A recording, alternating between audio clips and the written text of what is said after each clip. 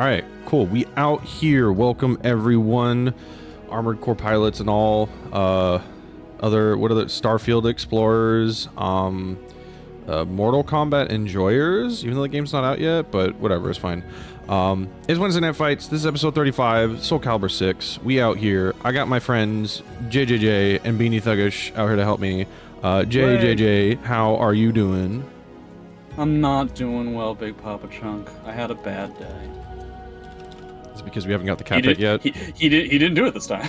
Oh, sing the song? No, what I was you guys missed it, but Beanie sang a song the last. I teed him up for the thing that I do in SoulCalibur commentary all the time, and he's purposely trying not to get me DMCA'd.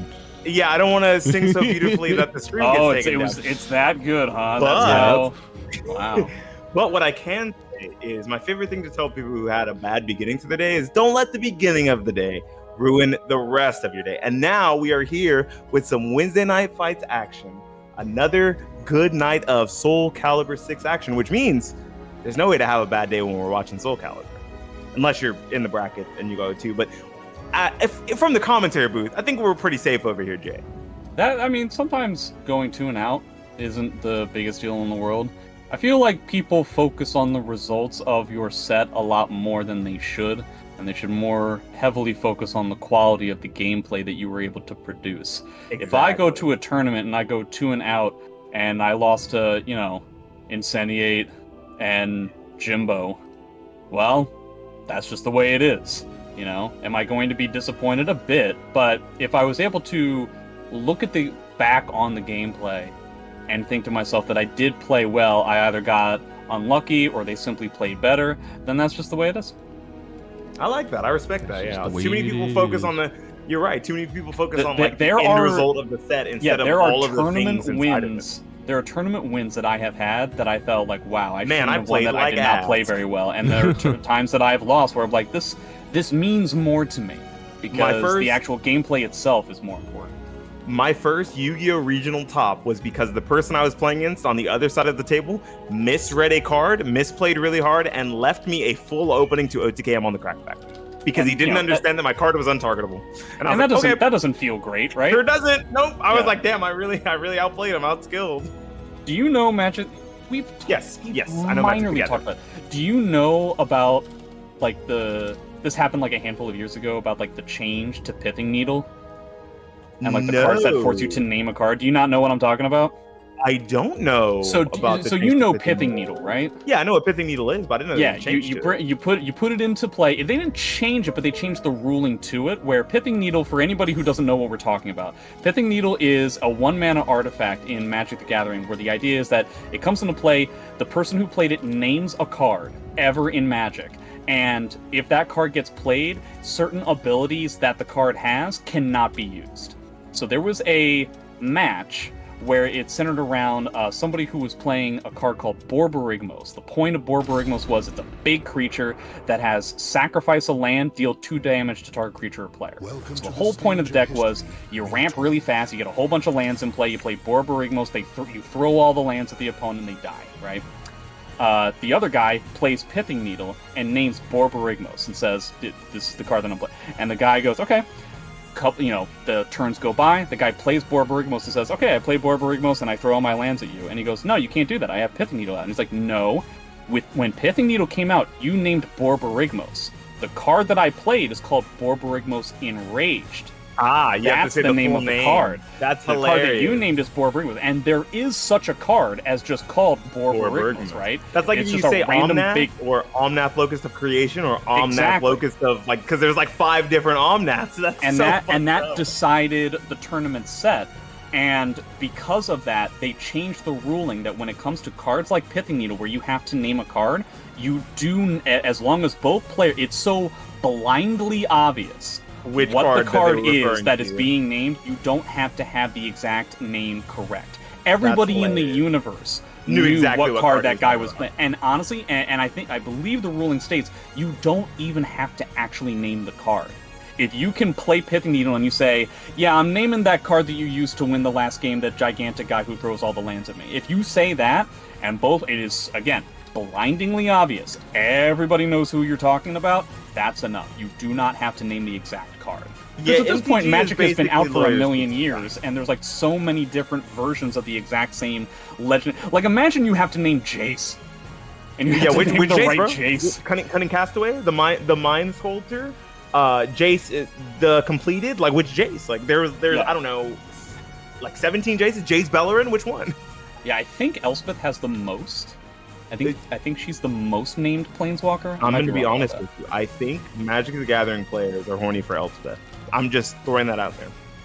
that. I mean, I don't know. Well, honestly, it's more that Wizards of the Coast is just horny for printing out 1 million sets every goddamn day and making Magic the Gathering players pay I'm tired of reading an cards. unbelievable amount of money for cards. I'm tired of reading cards. Like Yu-Gi-Oh, I have to read a bunch of one card. Like it's like an essay on one card, but I only have to read one card, right? Because it's the only card in their deck that matters. Right. Magic the Gathering comes out with like 6 sets a year, so I have to read. It didn't used to be like that. It used to be like honestly, 4 or 3. Yeah, I and know. it's Wizards of the Coast, dude. They got so it happened in D&D. It's happening in Magic, where like the mechanics that they come out with, it is so obvious they didn't really play test them all that well. So they come out and they just suck. They're just not Or very good, and they make things come out and needlessly they're complicated. too good, like Energy or like Adventures, which are coming back. I don't know. God, Magic the Gathering would be so cool to play if it didn't cost me like $1 million to get into it. Just play Arena. Or do you not like digital card games? I have a tough time with Arena, if only because, I don't know, I guess because I grew up on Magic Online, it is easy Yeah. for me to read the cards, it is easier to see them. Because Arena tried to make it so that you're like at a table, it's like, you ever like look at chess online, and you know how it's like technically not a realistic version of like what you would be seeing in real life, because it's like Oh yeah. the board is just kind It's of a like flat plane in at your eye face. level, and you're just like looking at it. That's how Magic Online is. But Arena makes it like you're at the table, and so all the cards are slightly skewed. So if I'm trying to read the cards, I can't read the cards. Yeah, they're very depth in. You have to like mouse over each individual card instead. Yeah, I know exactly. What Plus, you mean. I've only followed cube drafting in Magic for the past like 15 years, because that's the only way that I play the game anymore. So That's a good. It's a good way to play the game. It's some of like it's the the most fu- powerful cards. it is and the you just way- do it over and over. yeah, it's the way you play when you're an adult who only gets to like, okay, what are like the most ridiculous cards that have come out in the past 2 years? We'll add them to the cube, and then we just have fun with the cards that we know, doing the most ridiculous things that Magic can never do. That sounds like Yu-Gi-Oh! Every time there's a new ban list. Yeah. Like, what is this? Orcish Bowmasters? Great. What is this? The One Ring? Great. That's the Lord of the Rings set. Now I don't Where's- have to keep up with any of the other cards. Where's Ragavan? All right, let's put that in there. Yeah. Where's Ignoble Hierarch? All right, let's put that in there. All right, shuffle up and play, everyone. I'm sorry, guys. We haven't talked about SoulCalibur yet, but I promise that we will. Yeah, we want to we go have- into some of the people that we have in the bracket. If I remember correctly, Bigpapachunk told us that the first match is going to be SouzouLion versus Infidelity. Well, it was. So two people. Oh, Uh-oh. okay. Well, I'm glad that we talked about Magic for a long time. I'm like my No, yeah. my muscles in just vamping have very much not gone out yet. If you want me to talk about why my day went bad, I've got another like 15-minute story in the chamber, and then we Wait. can wait for the next match. We might only need about like 30 seconds to a minute, but Okay, eBay sucks, everybody. Oh yeah. See, when you put it like that, I feel like I know exactly what you mean. eBay return policy or eBay buyer protection? No. I used to do stuff on eBay many years ago, and I have all this, shall we say, just product. That's not drugs. Everybody shut up. It's not drugs. I have all this Damn, stuff that's I in was my gonna house that I ask how have to much sell for an on ounce. eBay. And I was like, okay, I'll start selling this on eBay again. I got an email today saying that I got a buyer. I'm like, okay, great. I go into it.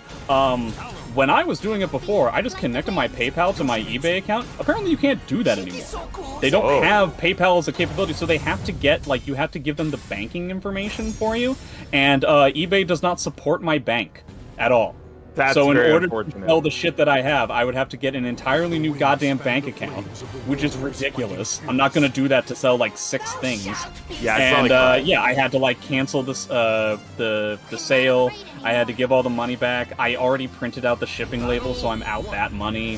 Yuck. rest in peace. Yeah. Now, bright side, we get to see one of the cooler matchups in the game, GreatDreamer versus SlyTiger. Yeah, look, okay. They're both close-range characters that have similar enough game plans that you want to see. Yeah, that was a fucked up interaction. That you want to see which one of them is better at enacting that game plan in the range 0, right? Like, Yoshimitsu is maybe a little bit better at whip punishment and, like, movement control, but Talim has the mix-up potential and the jank that usually wins no way. Even I knew that was going to happen. What was the idea there? Come on, man. Ladies and gentlemen, the first round of the night. It's round 1. It's round 1. Okay, I don't know, man. It's 2023. I feel like it's reasonable for a Talim player to know that was going to happen there. That happened in my S rank run. Like, come on. But yes, I agree with you, Beanie. I do think that Yoshimitsu is a lot better than Talim with regards to spacing, because the backdash is actually very good from Yoshi, and is a little bit better up close due to the fact that he has an I-10. When it comes to actual combo damage, assuming that meter isn't involved, I do believe that Talim is overwhelmingly stronger, but I'm about to eat my... Well, I'm not about to eat my words because that was meter usage. But, and pulled off the wall here, which means that now SlyTiger has a second chance at life. Yoshimitsu does have a potential ring-up potential, so I do agree with Sly backing off even though he activated Soul Charge. Yeah, gets a lot of chip damage in here. That's really good. And now just has still scary. GreatDreamer stuck at the wall. I was going to say, at any point, a 2-2B could have come out there, and it could have been SOL, but all right. Yeah, well, a little bit late there, GreatDreamer, but, you know, he ends up getting a teeny tiny amount of damage. I feel like it could have been a little bit stronger. Punish, yeah. Basically takes that damage back off the one interaction there. Gets a huge amount of wall pressure. He's going to see what GreatDreamer has with regards to his mix-up defense. It looks like it's pretty bad so far. As long as Sly can keep away from the wall, we haven't seen GreatDreamer have the ability to keep up in the damage output. Okay. Ooh. Oh no, doesn't go for the 3AB. That's exactly what they would have needed there. Yeah, a lot of spaghetti situations up against the wall. I feel like there is a little bit of like combo drops, and/or we may not necessarily be familiar with what Yoshi... I mean, you know, Yoshi at the wall does have very complicated combos that you can sometimes lose out on the combo route. So I think there's a little bit of, shall we say, character ignorance kind of playing its part here. Yeah, I mean, come on. Yeah, when you said character ignorance, stood there like deer in the headlights. Yeah, that was weird. I mean, Talim's side step is pretty awful, but I feel like a match on a 6K would have worked out. Now it looks like he's going for the double bar lethal hit, so Sly's going to immediately spend bar. Makes sense to me. Okay, bar for bar. Respecting it, spinning bar for bar. Now hoping to be able to call something out here on the landing. Oh, getting the 2A to steal back the turn. Yeah, I mean, like, honestly, I feel like if both players don't really get a lot out of... Wow, that was a tech rush on that 3B. That was pretty fantastic. But if both players don't get anything on their Soul Charge, I actually think that's better for Yoshi. His meter usage is a little bit better with regards to his Brave Edges. But has a lot of work to do. Yeah, it looks like GreatDreamer is just going to spend bar for bar each time. He doesn't even necessarily have to do anything. He's the one who's in the lead, right? Yeah, okay, just kind of waits out. Oh, that is a sidestep punish. Doesn't even need the sidestep, but minus 20. Oh, minus 20 could have got a way bigger punish there. Yeah. Okay, it looks like GreatDreamer has already kind of shown what his idea is going to be, and it's just going to AA his way to victory. He ends up blocking the non-jailed high. Okay, gets tech crutch on the 2-2B. Sly having quite a few missteps in this round. I feel like he just needs to get warmed up and realize that his character can potentially bring himself out. Yeah, missing a few crucial punishes, like 2 or 3 punishes that could have led to a lot more damage, and just put him at a bigger lead in the attrition race, because it was going very back and forth. There wasn't too many situations where someone got like a giant lead and just sat on it until the end of that last round, where GreatDreamer spent that bar of meter for the sole purpose of running out Talim's meter. That was really smart, making sure SlyTiger could get 0 usage out of his Soul Charge. Important for, I think, Sly to start using his meter a little bit more proactively. But again, I still feel relatively confident that Sly is going to be able to come up with something. I don't know why that was such a great interaction. That was really cool. A very unique thing that I guess can't really happen with any other characters, huh? Like, that was basically infinitely spaced, right? Until Sly pushed himself to the corner, there was so much space that Sly had to give, while still maintaining his lead, right? Like, there had to be some I believe once they got into that level of the interaction, Talim was 100% going to win unless Yoshimitsu backed down. As long as they both kind of, like, just spaced around, I think Talim is pretty fantastic at hitting characters out of the air, and so I don't really think that Yoshi really gets all that much there. Yoshi does not have any bars, so yeah, this 2-2B isn't really going to do a whole lot. Yellow guard gauge already for Talim. It's kind of crazy. we just gonna keep tracking the step? Okay, GreatDreamer tries to get out of there, hopping around again. Oh my gosh, that hit very narrowly right as they tap the ground. Right in the butthole. That was the only reason why that didn't lethal hit, obviously, is because he was in the air. I feel like specifically in that situation, back turn air hit, it should still lethal. Oh no, he ate the bar. Uh-oh, yeah, pretty bad situation. Well, that had to be. GreatDreamer with the infinite layers of mix that were one intentional and two swag. Oh, Oh, that's speaking of mix. I still feel like GreatDreamer is just gonna basically get up in AA here.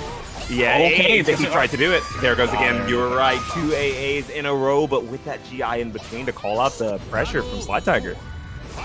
Like when you have that big of a lead, you may as well just AA. There's no reason. It has to be. There's no way that Talim can cover for it over and over again. The problem that Sly's going to have is that how is he going to deal with this double bar Yoshi? I mean, GreatDreamer has actually had a pretty fantastic time just having bar for virtually every situation that he's needed it. And he waited just long enough that he did not get the he didn't get the lethal hit. That was really good. Wow, and again, I mean, Sly gonna be at a bar and a half. A GreatDreamer sitting here. Are we gonna call this an upset? Would this be called not just the first upset of the tournament, but the first upset on the first set of the tournament? I think so. If GreatDreamer can take this down, but if he does it. He was able to do it before. Is he going to try to use bar to eliminate Sly's bar again? I like that. I think he might wait until there's a situation where he's in... Oh, wow. He wanted it there. Bigger disadvantage. That was a solid idea. Okay, does he try to do the super helicopter stuff again? Interesting that GreatDreamer is not actually doing the stuff that was winning him the first game. And now we've got Yoshi in Soul Charge, which is pretty killer. That was a very interesting series of things that happened, and Talim is, again, not going to have bar yet because he's stealing meter on every single one of these hits.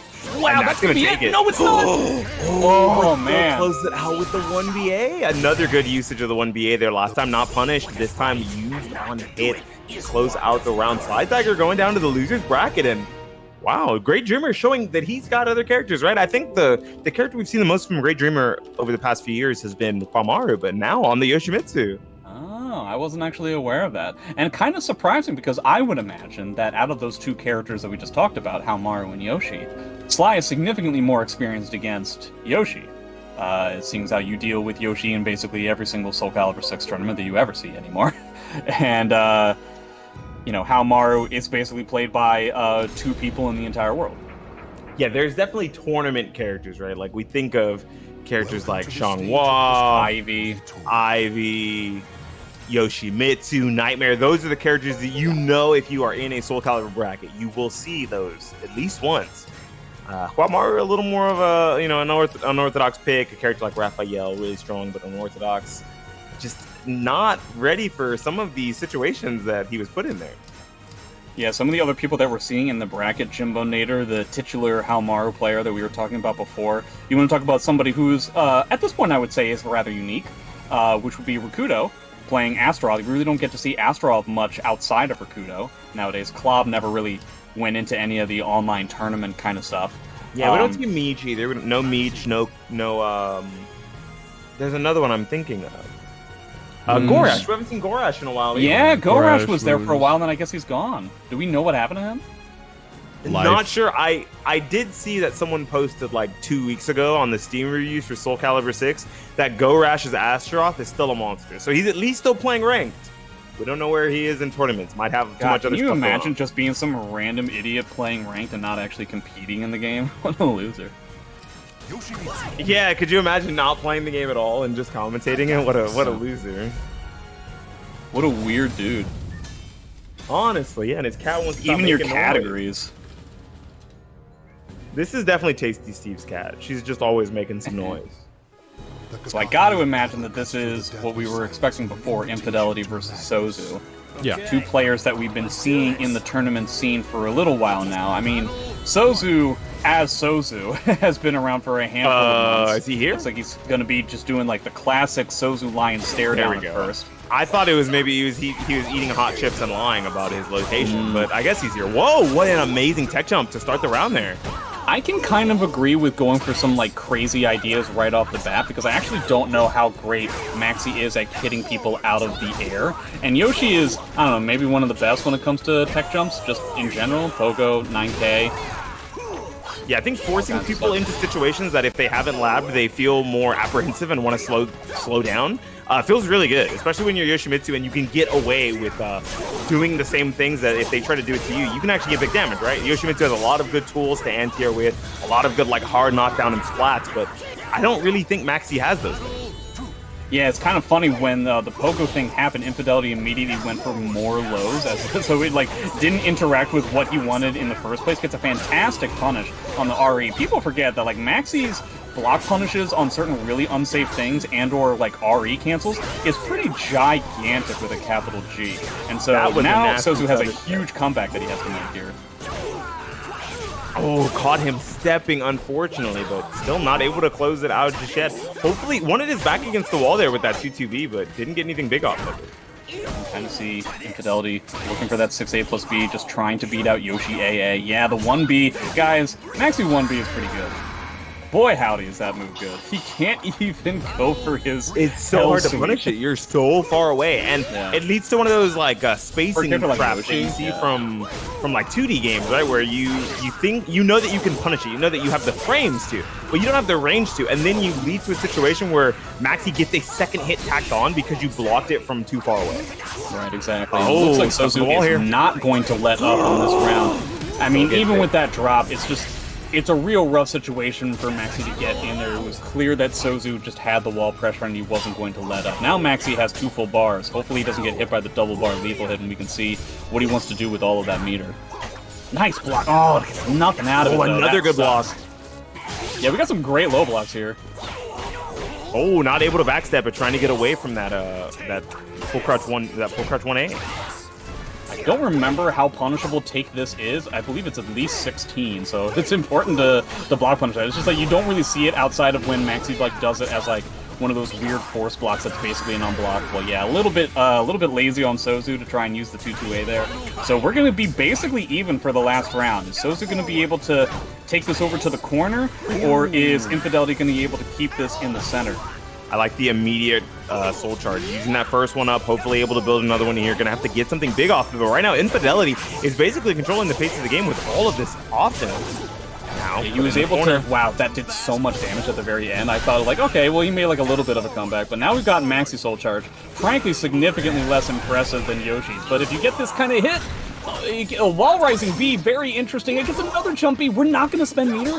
Oh, Infidelity, are you going to just like wait for a CE? Is that the way it's going to go? That's not going to do it just yet. Wow, yeah, I don't know, man. Final mix-up situation. Not spending a meter for the CE there. I can kind of see it wanting to hold on to that bar in order to maybe punish a full crouch 3K, which happened a lot of times earlier. But the main bonus of Maxi CE is the fact that it's a whiff punch, right? It's a sniper rifle from across the stage.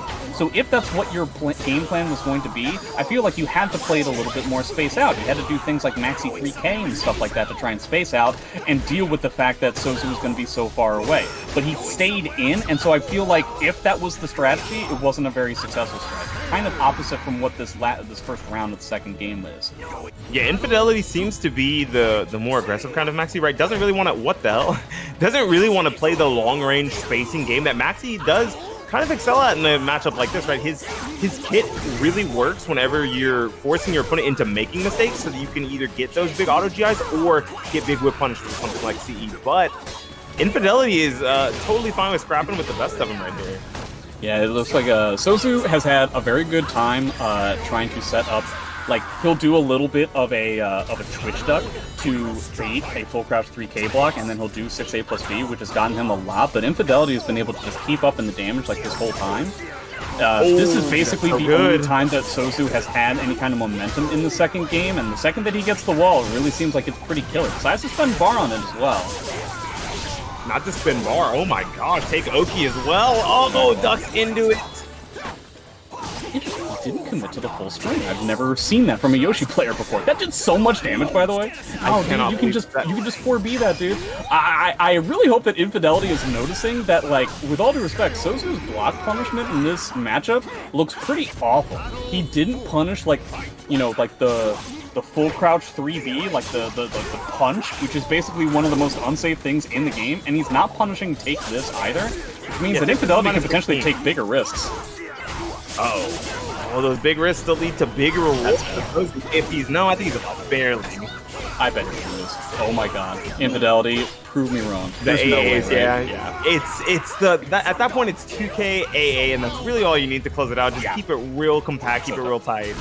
Infidelity has double bar when Yoshi only has one. I would actually like to see Infidelity spend kind of immediately, so he doesn't have to deal with the double bar lethal hit, and plus, like, it forces Souzou to spend his bar just to kind of, like, keep up. Yeah. Like, use, like, your stage positioning. I like this a lot. Yeah, you don't know, trying dude. to press out instead of spending the soul charge. Very scary situation here. One more potential mix-up, but... And see, now you've got, like, this huge lead. You can kill off of a CE or less. So even if Souzou spends soul charge, he needs, like, a lot more. Oh, no, could have been a CE. No, that's I too think late. he still gets him. No, and He's that's the guard break impact. attack. That's gonna... Oh, no, Infidelity. Oh, you were too late on the whip punish. Are you gonna lose the entire set simply because of this? You've got this Oki to deal with right here. Gets a good sidestep. Is he gonna be able to do this? My god. Mono 6A plus B Shadow Siren. No. That's not dead just yet. It's down to this. Yoshi at the wall is a terribly scary creature. Oh, that sucks so much, dude.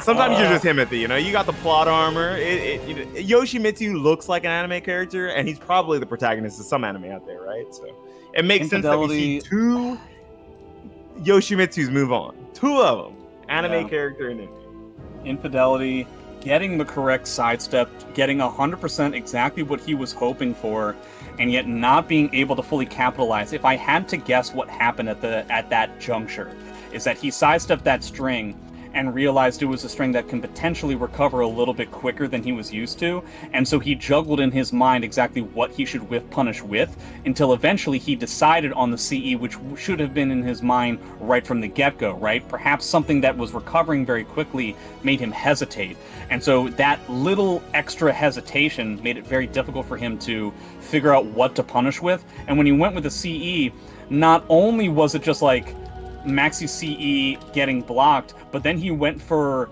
he's in stance, so he doesn't have much of a choice other than to go for an auto GI, but one of the only characters with a break attack as a CE, the CE that I was told when I was learning Yoshimitsu is absolutely dog shit, and just can't be used in any sort of way. Very funny. We've clearly seen is definitely the case. And it was just a comedy of errors, unfortunately. But I think Infidelity, you placed those two guys against each other again. I'm not necessarily convinced that Souzou definitely has it, you know? Yeah, it definitely could have gone either way there. Just a few more comedy of errors. He said comedy of errors, and I immediately looked down. Yep, I thought of Aswell. I saw it and I was like thinking Aswell lines as soon as he said it. It's like the same thing. Okay, never mind. This is gonna be a long story. You guys keep going. I don't think we have the time for this.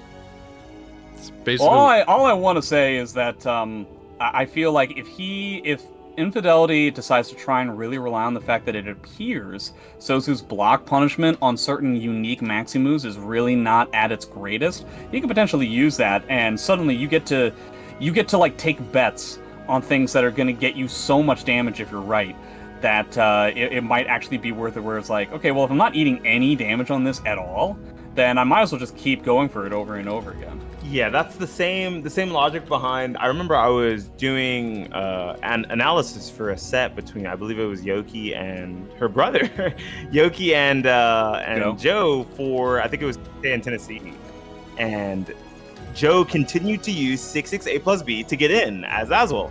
And people were really confused in Twitch chat. And when I talked about it on my stream, I was like, well, the move puts him in Almighty. It's a Hori mid. It basically goes full screen. And if it's blocked, it's only -12. You are taking an I-12 from Mina, which is like 0, right? It's 0 on hit, or like plus 1 on hit. And you're in exactly the range you want to be in Sword Aswell with an I-10 AA. Like, what else could you ask for? Like, take the little bit of damage, get in for free, no longer play the spacing game, and if you have a bar of meteor, you can back that up with a soul charge after. Like, I was like, Joe, I understand exactly what Joe is doing, and you could see that Infidelity could have enacted that same game plan, put the spin on it, but instead of it being just a move that's too overpowered, just it being the lack of the ignorance of punishment used against the player. It could have been the same thing. Like, I could have, if I remember correctly, Maxi full crouch 3B, somebody can correct me if I'm wrong. I'm pretty sure it's at least launchable. Like minus 22, yeah, it's 24. It's not just launchable. I can, as Amy, like, if I immediately do Amy 6-6 BA, it will be out of range because the pushback is so big. I can walk up to him pretty lazily and get 6-6 BA. I don't really even have to time it too strictly That's hilarious. If I really wanted to. It's because it's really unsafe. It basically any time Maxi uses his fist whilst in a stance, it's just minus 20. It's minus 20. Okay. According to Horseface. I was off by 2/4. Yeah, I just 6BB it is off because the back of his legs put him in the 6BB lethal hit range. It's really funny. What's Sauce's 3B again? The speed? 20 frames. It's just straight up 20. It's straight up exactly 20. Yeah, it's 20. You know why you think it's slower? Because you almost never see Zos players use it. Isn't that so funny? Yeah. Well, like when I was playing Zos, I felt it was pretty awful. I didn't like it. Yeah, I don't use it much either. I'm not gonna lie to you. I'm very I sad. use it to style on people. Like when I think that someone is going to just raw duck in my face because they're terrified of me, I'll just 3B them. I mean, I guess it's pretty good with regards to when somebody's right at your feet on the ground and they're in red. When like you know that like you're like this is a guard crush or a block, and 2 they can't do anything about it. Like that's just the way it is. But got some pretty bad news. It looks like Jimbo's actually going to be DQing out of the tournament, which makes me very sad. One of the coolest players to watch. Manta over Machine Gun Kills, Rikuto over Konmai, Revin over I think that's just Pink Panic. I'm just going to assume that that's how that's pronounced. Arcgraves over RipCityOutlaw. I'm very surprised by that information. Oh, the team kill. Dang. Yeah. I guess that makes sense. And it looks like they call me the Hoff and Xephukai played. I really hope that was a Casimir. I think that'd be funny. I believe Hoff plays Cass. Yep. Anybody who goes around in rank, there's a pretty good chance that I know who they play.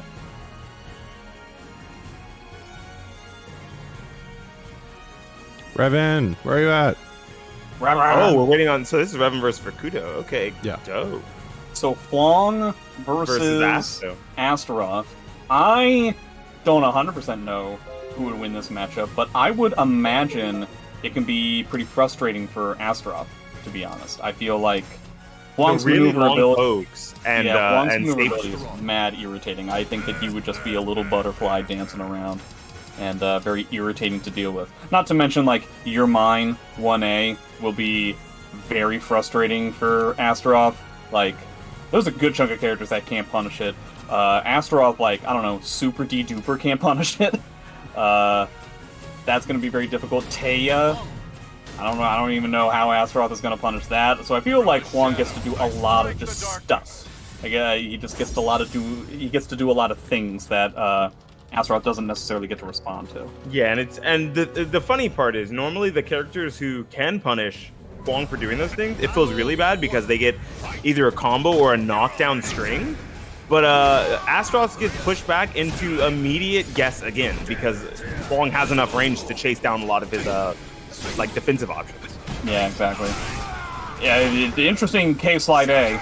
I don't really know if that was the way to go. It seems like Rikuto was able to figure that out. But, you know, Rikuto, pretty unique in his Astaroth gameplay.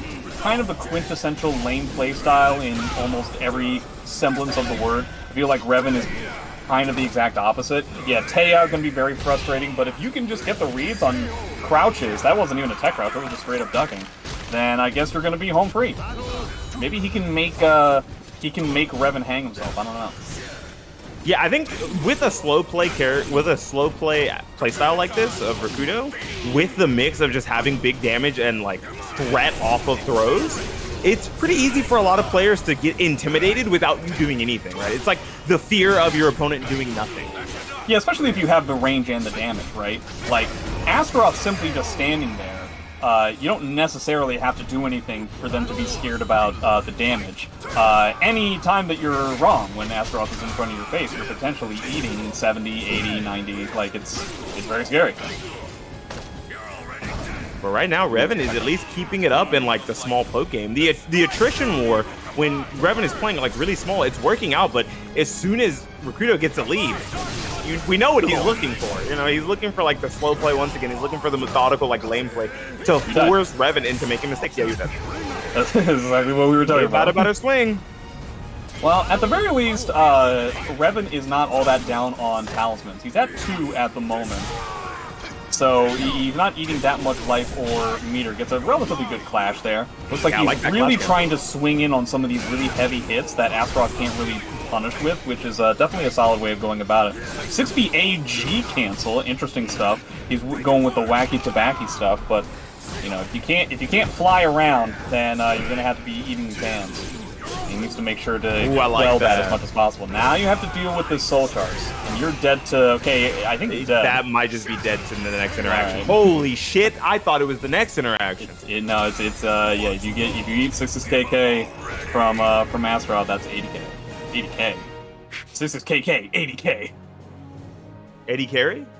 Welcome to the stage of history. I don't listen to hip hop.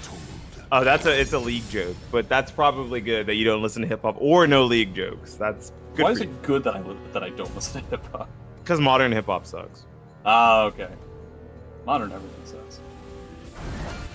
Dang, not a fan of Street Fighter 6 and the modern controls, huh? Heyo. Oh, nice. I like the spacing there. Maybe the only character in the history of the universe that can catch Hwang back turn people's game. Yeah, that was sick. Look really at not a lot of characters. Spacing. Rikuto is not letting Revin in for free.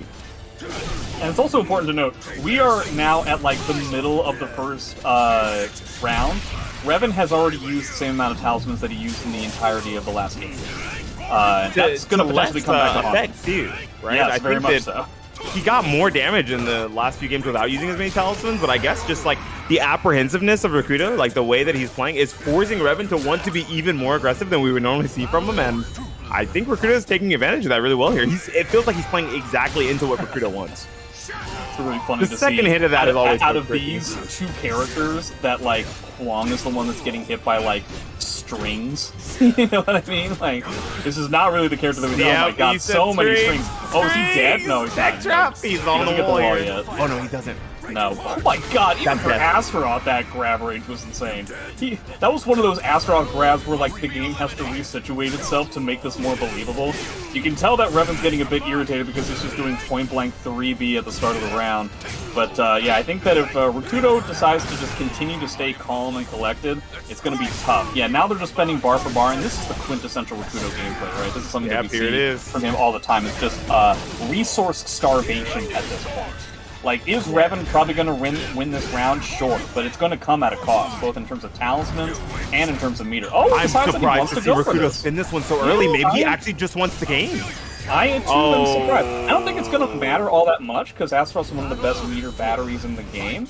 But, you know, Revin is already losing in talismans. He's already, he's going to potentially have to use this bar as well in order to get us to, like, the last round. So I always find that Rikuto's gameplay centers around getting to the last round with something when the opponent has nothing. Nothing, yeah. But I think at this point, Revin will have at least a bar into the last round because of the fact that he's spinning the soul charge here, right? So unless Rikuto can kill him during the soul charge. It depends on how many talismans Revin uses, though, because if he gets any more minus than this, then he's not going to have a bar for the next round. Ooh, nice throw tech there. That was a really good whiff punch. No, that's already safe. That's but he hasn't already canceled. Rikuto did not make it already safe, and that was very weird. So yeah, he's now at -4, so he will have a bar for this round. Just enough for the round. But he is also fighting at a life deficit. The meter deficit is always like the real killer thing when you're in red talismans, because you think that you're going into the last round with a bar, and you just don't. You just don't have it. Ugh. Dead to the next hit. He's going to restand him here. What's going to be the mix-up? He's already in Soul Charge, so he's got to hold this. He has another Soul Charge move, yeah. No, you can't do trying anything. To counter poke out, and you just cannot it was press an impact the button counter. there. he tried to GI, it's an impact counter, but if the 6B hold is fully charged up by Astaroth and Soul Charge, that gives you a grand total of 1 frame gap, meaning that you have the ability... Yeah, you have the ability to attempt a GI or a Soul Charge activation, and you will get punished for doing so. Yeah, because you need 2 frames for a GI and 6 for a Soul Charge? I actually thought it was 2 for both. Maybe I'm wrong about that. Oh, maybe it's 2 for both. I might be thinking of Reversal Edge. I think Reversal Edge is 6. That's GI is like 2. I thought Soul Charge was 4. Oh, so it's 2, 4, 6. Oh, that's fine. I like think. But I know for sure because it's happened to me that 6B hold from Astaroth and Soul Charge into the A gives you enough time to attempt a Soul Charge activation and you'll get smacked. Yeah, okay, so it is a frame kill to all 3 defensive options. Nothing you can really do there except hold that last mix-up and pray for the best. What you're supposed to do if you see him do 6B hold is hit him or step and make a whip, because obviously 6B hold not particularly fast. Yeah, it was a rough situation. You could probably throw him too, but is that worth the risk? Throw is probably better. It was a tough situation in general, right? Because Hwang didn't have any Soul Charge to get out of it, and one thing that I think Rikuto has always been really good at is Astaroth Soul Charge. He will perfectly time using Soul Charge moves that when the Let's Go dissipates, he will have just enough time to do another Soul Charge move. So he can, as he's ramping up the 6B hold, right? Technically speaking, enough time has gone by where the Soul Charge should dissipate. He shouldn't be in Soul Charge anymore. But because he activated a Soul Charge move while the Soul Charge was still active, the fact that it should have gone out by this time doesn't matter. He's doing a Soul Charge move, so he gets to do it. Same thing if he, did a Soul Charge command grab. He'll still get the Soul Charge version of that command grab, assuming it works. It's very frustrating. I find Astaroth Soul Charge to be stupendous. I think that of those 2 characters, the one with the better Soul Charge was absolutely Astaroth, right? Some people do think that Astaroth's Soul Charge is a little weaker, but it's not really about the mix-up. Well, they are wrong. It's more true. about the frame trap potential, right? It puts you in a lot of guess situations where when Astaroth is right, it's huge amounts of damage, and when you're wrong, you're really only getting a knockdown or a small amount of damage into the potential of him just doing the mix-up again. Because he's got armor on so many of his sometimes you don't even get that. You have to worry about the armor. The command grabs are already safe. His whiff punish gets him 80 damage, as we saw at the end of the first game. And he can get a huge amount of plus. Really, the only time that he can be scarily, terribly dead wrong is if somebody REs Let's Go. And everything else that he has in Soul Charge is already safe. I'm trying to think. Astaroth it's got to be one of the best Soul Charges in the whole cast. Especially with how often he can get them. He's a big old battery, right? Yeah, I'm trying not to consider how many times he can get it and just talk about the overall power of the Soul Charge itself. That one's very good. Yoshi as well. Top 7 or top 8 Soul Charges for sure. Oh, I would even think top 3. Top 3, whoa. I would say that it's better than Grow. For sure. Here I go. Ooh, is this Argos versus Zeph? Yep. That's gotta be, right? Yeah. Alright. Probably Aswell's is better. Aswell's is still probably the best soldier. Aswell, Yoshi, Mina, Mina Amy, and Astaroth. That was what I was gonna say for top 5. I don't think Amy's is that. You don't think Amy's is in top 5? Okay. I don't know. I don't know. I'm fine. I can do this. Amy's ability to gain meter while in Soul Charge is really crazy. Yeah, that's kind of fucked up. But I don't know if that's specifically because of her Soul Charge. That's because of Roses.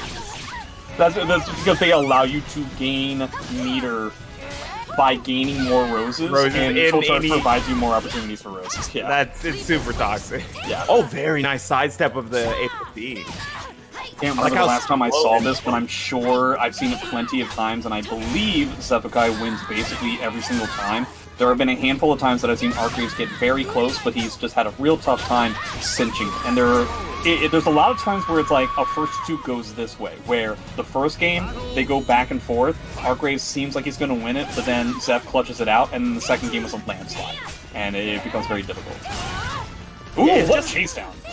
like Sophie is definitely the kind of character versus Taki that makes her big gaps hurt, right? Like Taki has to take risks to fight against a character like Sophitia, which doesn't really feel too good. And when you're wrong, those risks feel very, very high risk. Yeah. When normally against a lot of the characters in the game, she's not really a high risk, high reward character. She's like a medium risk, high reward character. It doesn't feel that way in versus Sophitia, because she has so many like strong jumping attacks and tech crouch moves that make it so that the damage you would normally get off of what you're doing isn't nearly as high. Yeah, and the potential whip punishes as well. Oh, speaking of potential whip punishes, no! We're just immediately going for the reverse. If at first you don't succeed, right? I can't believe I screamed like I that. cannot allow myself to fall yet. I was hoping that they wouldn't fall for the second one. I was like, it won't happen again, right? Like, you whipped it in his face, he won't do it again. I'm sitting here watching him do that. I'm just like, damn, that's just like me for real.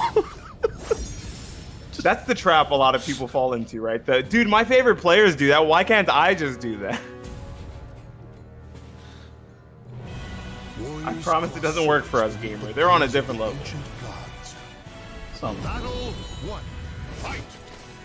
Archer is trying his dead level best to get a different stage for getting There more we go. Okay, Yeah, so it's random clear is that never Arcus is truly mad. random. And he wants to be able to play video game. It's so difficult because it doesn't really... like, so how do you play around something like that? Where, like, It's Xeph hard is to just kill correct about stabs, you know what I mean? Like, that was just a like 236, 236p, just up close. That's very difficult to deal with, but I do appreciate the fact that Arcraze is probably... please don't lose this round. Misses He was doing A6. so well correct. No! Oh, That's no! No, he's alive. 1K? One more mix. Oh. Dropped 1K, too far away. Wow, I thought it was so smart by Arcraze to go with an additional layer. Like, obviously, when you see Taki jump in the air, if you think can it's react the to it, 1A. you think jump A. Yeah. But he went with the jump B, and I thought that was so smart. And then immediately Xeph tells me to shut the hell up. He's like, I'm not dealing with either layer. What are you talking about? That's what GI is for. I like this, yeah. Immediately sending it back to the mid screen, taking back control of the game. But getting counter hit 3 times in a row. This guy calling out the movement. Yeah, there were so many times in that first round where Arcraze was doing a very good job corralling Xeph's movement, but then just immediately he's able to find like one instance where he's able to back out. See, like in those kinds of opportunities, As you Arcraze give him a needs to little make sure bit of that he's staying respect, he in takes control. those back steps as many times as he can if he needs them. Yeah, and that's just going Well, to as take long another as- potential mix. Yeah, as long as Arcraze is not eating damage by whiffing or, you know, going for like a high in those spots, if like it eventually resets to neutral, that's relatively okay. As long as you were getting damage while you were up close. Like if he like, so he gets that damage, right? Oh, no, too far away alright. on the other side. Yeah, that feels It bad. went to the other side, then back to the forward side, then back to the back side again. Oh no, he's alive. Yeah, air controller Arcraze, actually please, saved his ass. please get out of there. It's important to note, Sophie's back turn ring outs are not that good. Yeah, I was like, why is he's really going for him though? Well, Arcraze, I mean, that's kind of on Arcraze, right? Like, he I just think that's needs to, that. like, cover that. No, he needs 1k catch? I love that A6. this time seeing if Xephukai was going to be ready for either option, but the A6 holding guard there on the crouch block. Arcade's been able to open the round multiple times with 6-6 A plus B. That was really good.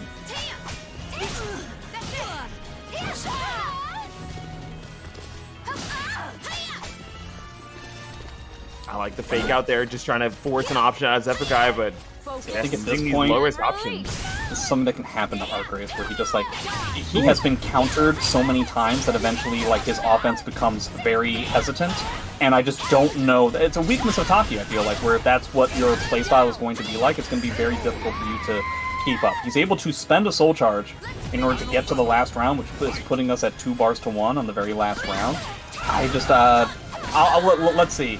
So many tech crouches coming out of Sophie, it's going to be very difficult to keep up, but he gets a good counter hit, 2-2B yet again, and yeah, this is where the meter is going to start, like, running down his throat. Ooh, I like that. He actually Baiting got out the guaranteed GI. damage, though. Oh, good back break. Oh, okay. I like this. Hasn't have to spend his soul charge yet either. This is actually a pretty good position for Arcraze. No, yeah, this is very good. I just... Oh, no, no. this is terrible. He's not out. I think you just Isn't spend it meter fucked up how we immediately. went Wow, from that this is a great whiffed, and then position he to didn't this get bad up. position in 2 seconds? Saving this. He like... Because he was, like, prone, like, facing down, he didn't get up. It was so weird. Oh, he got it! No, that's not he a had good that. punish. That's A6. Oh, Xephukai man. taking it 2-0, but That so is- clean. Showing some major adjustments there in that second game, but just not clutch enough to close it out there. That is 2 games in very short shrift that we have had where a player had a guaranteed win and ended up dropping it just due to lack of block punishment or lack of whiff punishment. So that's real hard to swallow in a lot of ways. Yeah, definitely the crux of the matchup. I feel like there was a few situations where he had good whip punishes that he could have gotten, and either A, got really small ones, or didn't get any at all, like that 6-6B that whipped in his face, the 2-2 BAK, and then right there at the end with that, I think that was another 6-6B, wasn't it? Yeah. It can be difficult because, Taki is all about string pressure, right? And so, like, individuals, kind of like Maxi, where it's like individual hits, in order to get like a huge amount of damage off of whip punish, you really have to be ready for it. And I just feel like Argraves was not particularly ready in that instance. But it just, overall, it felt like Zeph, yet again, had a huge amount of success just staying away from the amount of pressure that Argraves is going to be able to throw at him. Argraves really only had a handful of instances where he was able to keep in a certain amount of damage in a very short amount of time when Zeph was like right up close to him, Other than spending meter, he wasn't really able to keep up in that regard. And so what do you do as Argraves? Do you want to slow it down? I feel like you have to do one of two things. You either have to slow it down to the point where you feel comfortable with situations where Zeph is eventually going to back up and try to like box step to get like a 2-2B, and you just don't give him that opportunity. It's very similar to what happens when you're dealing with like Voldo once he's on the ground. You just go like, okay, Mayoki is over because Voldo is weird.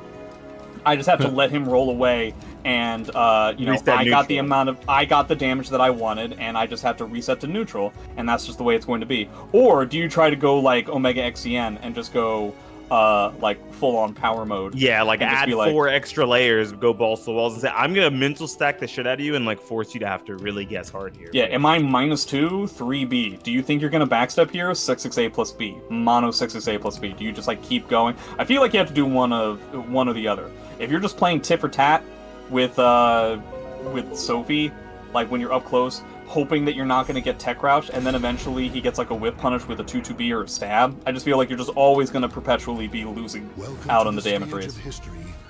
Yeah, the amount of damage that Sophie's able to get from like smaller whip punishes compared to Taki is huge, right?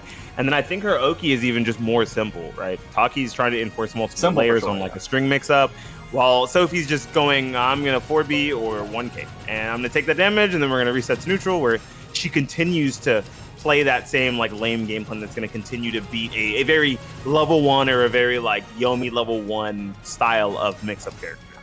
Also, while I'm at it, Matcherino, use those codes. We haven't shielded it much. There is already 2 direct contributions, one from Palm Trees and one from Manta. You guys are dope. Thank you so much. $5 direct contributions from each of you. And we have 25 Matcherino codes remaining, which means that there is still 25 codes to use for I'm going to assume there's like 50 or 60 of you guys in here. 84 you guys in here. I'm sure you guys can use some of those Matcherino codes. Yoshimitsu. This is Manta and SouzouLion. Manta and Souza. This is a good one. I think that the matchup between Yoshimitsu and Voldo almost always it almost leads to like this degenerate situation of, do I want to continue to try to pressure you on the ground, or do I want to like let you get up and hang yourself, right, on the side of Yoshimitsu fighting Voldo? And Voldo has to take the risk of, do I try to backstep out of more of your pressure or tech crouch out to create a launch situation, or do I go for more of the Manta's mix-ups? I think a lot of it was probably going to come down to, are there spots where Voldo, unlike where he normally just gets out of situations once he's on the ground for free, does he still have to block Yoshi 3B? And if he does, it is something that Sozu is going to have to really drive home to such a crazy degree. And if it's not, then he just has to be totally okay with the fact that like that's just the way it is. So you can already tell that Manta is immediately like respecting Yoshi 3B because he teched up to the side, which is something that Voldo players and Manta especially never do. I think that the first piece was that at the round start, he immediately blocked for a full crouch 3K. Yeah. He blocks for that so that he wouldn't have to get knocked down into the 3B, and then when he still got knocked down, he immediately got up, showing that he's in full respect mode for being on the ground, being 3B, does not want to have to deal with it, will fight out this neutral game on the, like, standing, like he's doing right now. Yeah, there's so many spots so far from both these players. It's clear that they played against each other a lot, and they have certain opinions about where they could potentially have common pitfalls in the matchup. Voldo has a CE and has a red guard gauge already going. Wow, sidesteps the... He did not want the jump K. That death? No, I don't think so. I think that's going to I think so because of guts. I'm going to say no. Because of If I'm guts. wrong, I'm not going to... No, I he's think dead. you leave. I think it's Voldo, you just get out of dodge. Okay, so there's the soul charge. Yeah, you gave wants him a this soul round charge. win. Can Voldo run away for long enough? It's certainly possible. Is Souzou not even gonna like activate Soul Charge? Oh, that was genius! That was so smart! He thought he was gonna hit him out of the air, but too far, unfortunately, and whipping the 1K. Manta turning it around, stealing bar for bar, leaving him in low guard stamina, and Yeah, taking the round. That was a huge win for Manta. Yeah, that was gigantic. I don't necessarily agree with the idea that Souzou had with regards to just kind of waiting around when he activated Soul Charge. It felt like he activated Soul Charge and then like didn't understand the situation he was in, and so then realized that Manta was just gonna play like 4 for the rest of the round, and I guess he just like didn't expect it. Very interesting. It really looks like now that Souzou is just gonna go like hand-fisted, and that's gonna do it for like this next round. Able to recover some of this guard gauge, and Yeah, kind of a good deal. That's really good. Now the problem is, when it regards to the guard gauge, Voldo hasn't spent any soul charge yet. And when that soul charge happens, There's the going to guard be a crush guard is inevitable. It is simply unavoidable, short of... He's already got him back in miracle. red. Oh my god. Yeah, if he wants to, he can guard crush him this round. Hell, he could guard crush him without using meter. The problem is that if he decides to do that, then it is possible to avoid it, and I hope that Manta doesn't get too greedy about that. So what does he get out of this? I think he's just gonna push him towards the corner here. No, Not get the ring out yet. he doesn't get his combo! Oh, now he's in reverse ring out territory. This is so scary. Speaking And of he ring gets out the territory. reverse ring out. Also known as a forward ring out. I'm an idiot. The reverse ring out is pretty. That's pretty meta. I like that. Well, I would call it a reverse ring out because he went for the reverse ring out in the first place. Yeah, And that we was a knew what it punish was. on said reverse ring out attempt. That's what I was getting at. So everybody, shut up. Not Don't you, worry, I was with everybody you. else. I was with you. Yeah, I was like, I know exactly what you're talking about. Eating the reverse, the reversal of reverse. You know he's gonna do another 2-2-B. I think he's gonna try to go back. I agree with Manta. Just get out of it. You know he what? got him. Fine. Eat it. Eat it. I think if you're in Manta's place, this is gonna hurt a lot, but eat it. And then It's not that's so one bad bar. only because That's now the another soul Yoshi trick bar. might be out. Oh Yes, my gosh, exactly. he's dead. I can't believe side roll there. Side roll, even with the threat of the 3B Manta fully committing to that option, and it works out for him. Yeah, that was pretty crazy. It really seemed like Manta had an interesting take on a handful of spots within that match. And I'm gonna be honest, Souzou kind of fell apart. Like, from the moment he activated Soul Charge in the first round, I just really feel like he completely flipped a switch.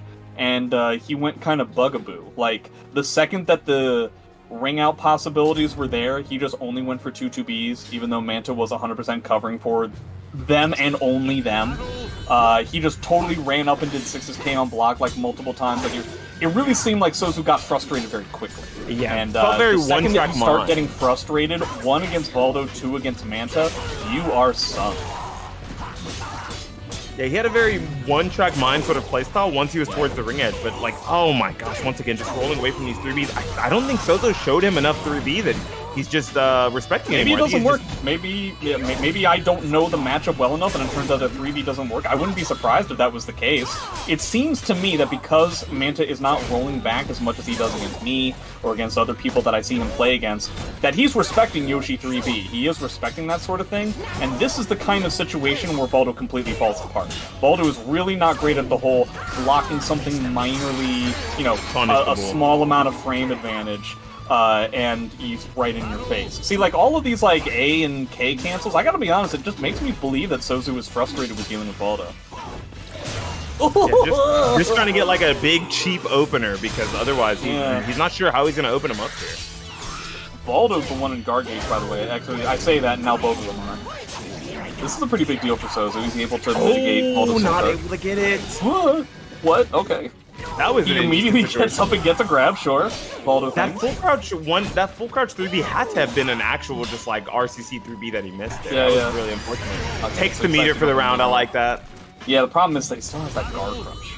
You know what I mean? Like, I I respect Voldo's ability to instill fear with regards to a guard crush more than I do for Yoshi. Respect Yoshi's He's meter? splat there. I think Yoshi's the meter specifically. That's a good point, but Voldo has meter too. This sucks. Oh, rolled back that time. I think this is round winning. I think just like the Oki positions. Oh my gosh, that's death. Yep. That was a stick Azuna drop. Yeah, Yoshi Soul Charge is really nothing to scoff at in regards to mix-ups, so that's really tough. Maybe top one? Once you're in, yeah, I would say so.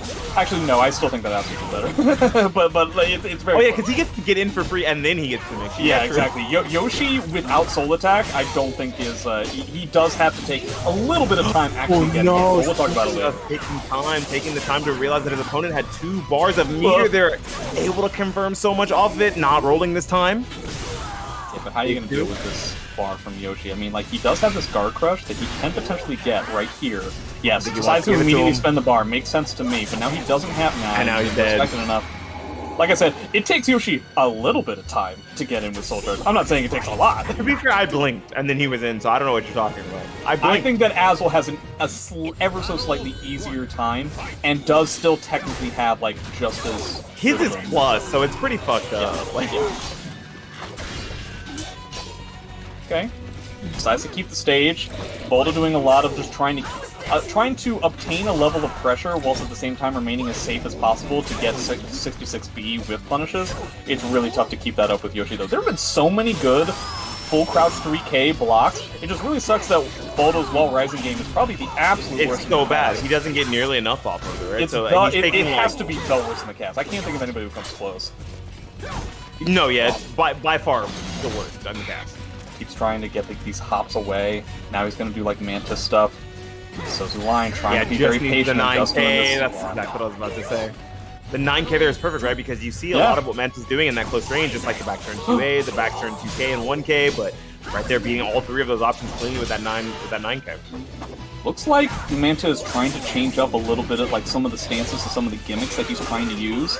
Wow, look at the amount of damage he got on that kind of a whip punish. That's what happens when Yoshi does not have the ability to use 3B to keep Voldo from rolling around on the ground and tries to go for something else. See, that's why you need Yoshi 3B. The difference is if Voldo gets hit by just like 3B on the ground versus Yoshi eats 80 for like, you know, disrespecting his ability. Ooh, wow, and another Azuna drop. He's gone for, dude. So many back grabs. It really sucks not to get those breaks, dude. Yeah, and it's also really risky because it's Voldo and back turn, right? So you're eating a lethal hit if you're wrong about that grab, dude. Uh-oh, here comes the soul attack. Manta has... He's got to find his way in here. This will be like the 3rd round where Manta fell on the ground no at the way. beginning of the round. Yeah, I mean, that's cool and everything, but like, he has so much work to do, and at any point, Manta can just fall on the ground again and lose all this health. He needs to come up with something.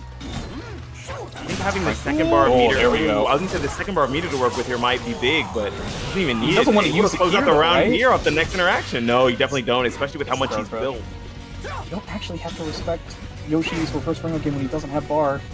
Oh no, not the... Oh, very good. He wanted the seppuku, so he could either close out the round or at least steal the meter away. That was good. Classic Sudoku opening. Sudoku? Yeah, I'm a big fan of Sudoku. My favorite single-player game. You know, some people say that SoulCalibur 6 in some instances is also a single-player game, you know? Like Yoshi, I feel like you could say that about like every... Night Terror Charge, you know, yeah. I feel like that's been the case since SoulCalibur 5. I feel like that's been the case since Street Fighter 5 at the very least. No, maybe we'll get out of the corner there. He's backing up. This makes sense to me. These guys are gamers. Oh, no, he died. That is gonna kill you. Push towards the wall here, and the final wow, interaction, not enough to kill. That wall sucked. That wall ate all the damage. The damage. Typically, I can't believe that damage on his combos are like backloaded. Like they don't do a lot at the beginning and do a lot at the end. And I feel like the wall just like ate all that up. But we're in the last round here. Very equal meter. I actually don't know what the guard crush situation is gonna be like. I think if he pops a soul charger, he can still get guard crush, right? Like never actually. Well, that's guard the problem. Though. There it is. He's already. Yoshi can do the same thing that he did the last round, right? Oh, he had the 66B. He had it. He was looking for it the whole time, and he didn't get it. Now he spent the bar, and like Yoshi's gonna be able to do run around a lot. That? He got 6K, and then like the camera adjusted, so we had to like hop around a bunch, and you're dead. Oh, he's dead. That's it. GG's. Yeah. The stage Souzou able to positioning close it and out. the meter usage at the end in the last round was frankly pretty poor. I feel like Manta felt forced that he had to spend bar first, but if he does that, like, the way that Manta wins that game is off of potential guard crush, right? Off of, like, the soul charge.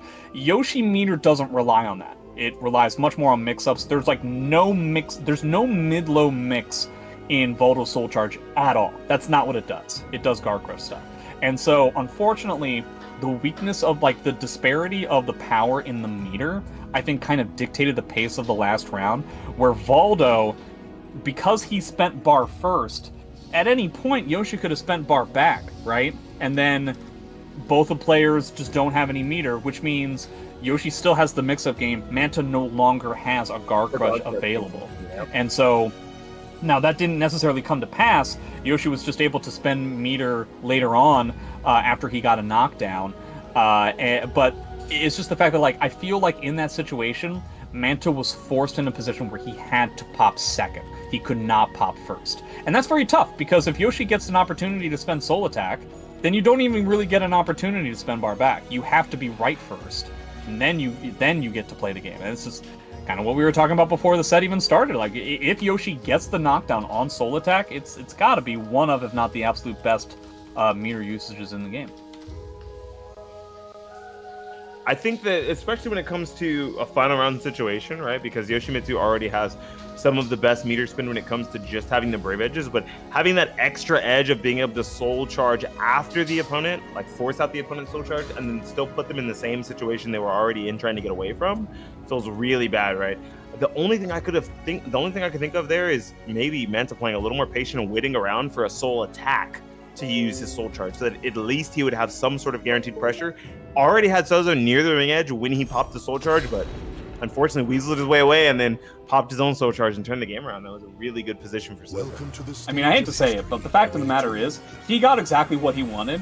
He hopped back on a full crouch 3K, which is something that he had done 2 or 3 times before in the set, and he got a 66B lethal hit in those times, and he didn't get that time. If you change it up and he gets the lethal hit that time, who knows what would have happened. That could have actually changed the changed the entire outcome of the game. The stage positioning would have been different. You would have had more life. You would have had more opportunities to get guard crush and then stay away. You would have had a lot of stuff going on. But it looks like we're going to go with Xeph versus Rikuto. I just mean to exemplify that as a means of saying that, like, the difference between losing a tournament set and winning one, especially when it's first to 2, it can really only be the difference of, like, 1 or 2 situations.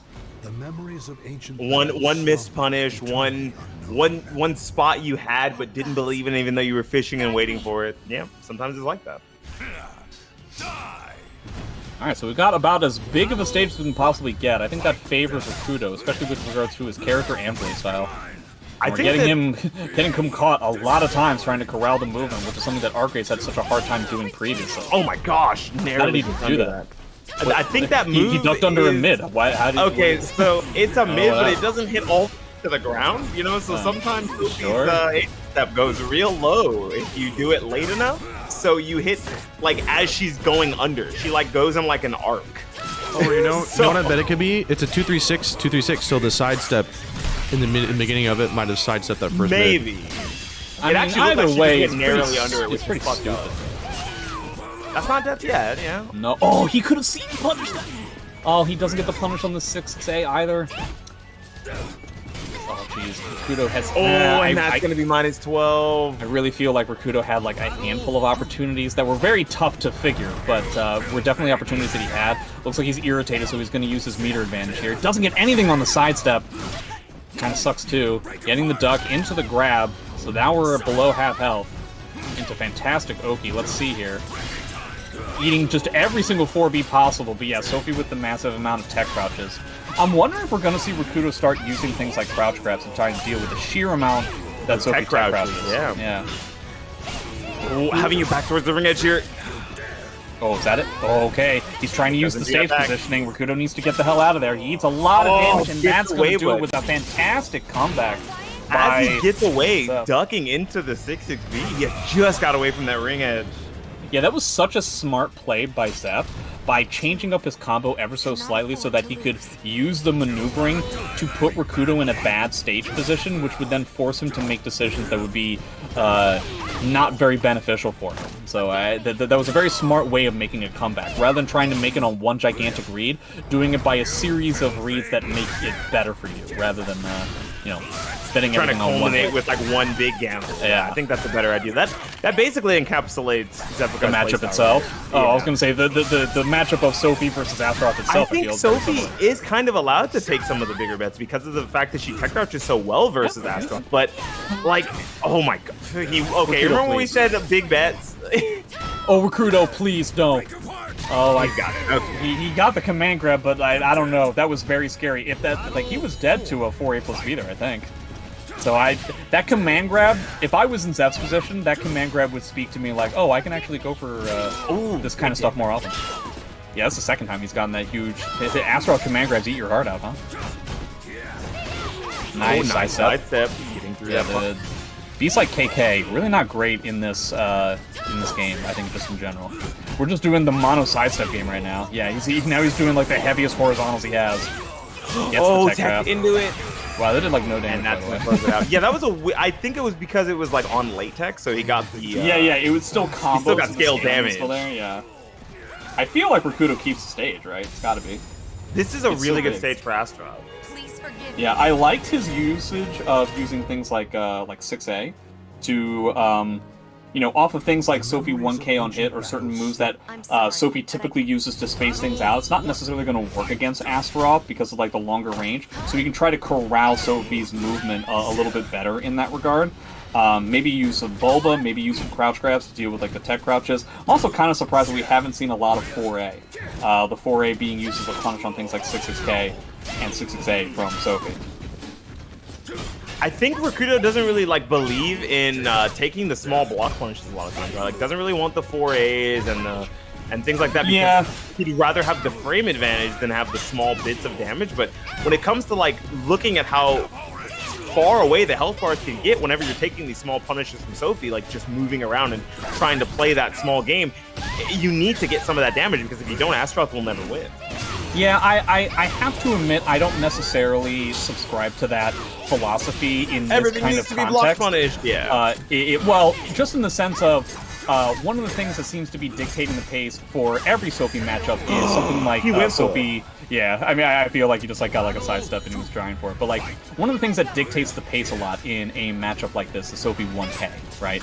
And Sophie 1K is something that does a lot of real rough situations. It's kind of dictated the pace of that exchange. It's dictating the pace of this exchange. So Sophie is doing the same thing. He's getting this a very similar amount of damage. And actually is getting frame disadvantage, while Astaroth, while getting similar damage, is getting frame advantage on like 4AA. 4AA. Yep. So if they're poking with a small amount, you do kind of have to keep up with that regard to, at the very least, change up the position. I feel like this is something that's kind of the difference between somebody like Outlaw Siegfried and what Less Than Lee Siegfried was like, where there were Siegfried players who will just be like, yeah, I'm not going to take my I-12 punish, I'm going to try to like utilize something better. But Lee will just 100%, back when he was playing, would just 100%, yeah, I'll take this stand K, I'll take that stand K, and I'll just like eat up all of this damage to the point where like, you'd be surprised how often that adds up, and then suddenly Siegfried needs one hit and you're dead. It's like, wow, I got hit by like 13, 6Ks or whatever. Like, well, 5Ks. Like, what happens? Like, well, you keep assuming that Siegfried players will not punish you, and now your health bar is a little less than half, and one mistake, and you're dead. Characters like Astaroth, Mina, Siegfried, Voldo, that is one of their weaknesses, is that their block punishment is really bad. So you are incentivized, and I do think that it's appropriate to take those kinds of bets, but, it is one of the ways that I think a bigger character has to counterplay that kind of thing. Oh, that's bad. Teching into it here. What's going to happen? Using the soul charge. Bar for bar. I actually don't know if Sophie's RI plays. Oh, it recovers fast enough? Yeah, it's pretty quick. It's a good move. Oh, what a demon. I love that. Rikuto with the stutter step. I like and it, the dude. immediate I like it. K. I like the fact, so they were nowhere near the ring edge, so like, Zeph wasn't even thinking about it, and then he does like a full sprint to get the 1K even as a viable option, which would have also caught sidestep, which is the main thing you want to do there. So honestly, I respect it. I think it's a good play. Definitely. He was definitely playing Call of Duty there. Just full sprinted in with the knife in hand. No guns needed. We're going for the melee kill. Oh Oh, he's going to the back of the ring edge. How are you going to deal with this bar meter? Oh my You're gosh, gonna eat it. like You're that. gonna eat the whole bar. Yep. Yeah, I gotta tell you, man, Sly did you play SC5? Have we talked about that? I don't remember how much stronger it was in Oh my SoulCalibur god, it 5. was so good. Yeah, I was remember like it being the better, but I main can't remember how mid. much better. Like, don't get me wrong, Bull Rush was great and everything, and you had a Brave Edge for Bull Rush, but like, Sly KK was so good in SC5. I loved it. And in this game, it's just, I don't know, man. It just, I feel like the gap between the moves just feels so much bigger and it's so much easier to counterplay. It's rough. But yeah, rough stuff. I feel like if Rikuto wants to try and figure out that matchup, he may need to have a different approach, kind of from stem to stern. It's going to be difficult either way. Yeah, I don't think that that's one of the matchups that Astaroth does inherently well in, but there are a lot of things that could be like compacted, right? I think that when you look at the kind of linear style of Astaroth's kicks, right? A lot of the kicks were being used there that Xephukai was waiting around for to get those side steps, to get the back steps on, because of course Astaroth has really good range when it comes to like 5B and 6A and things like that, and even 5A, but not when it comes to the kicks. Most of his kicks outside of like the bull rushes are pretty abysmal when it comes to range.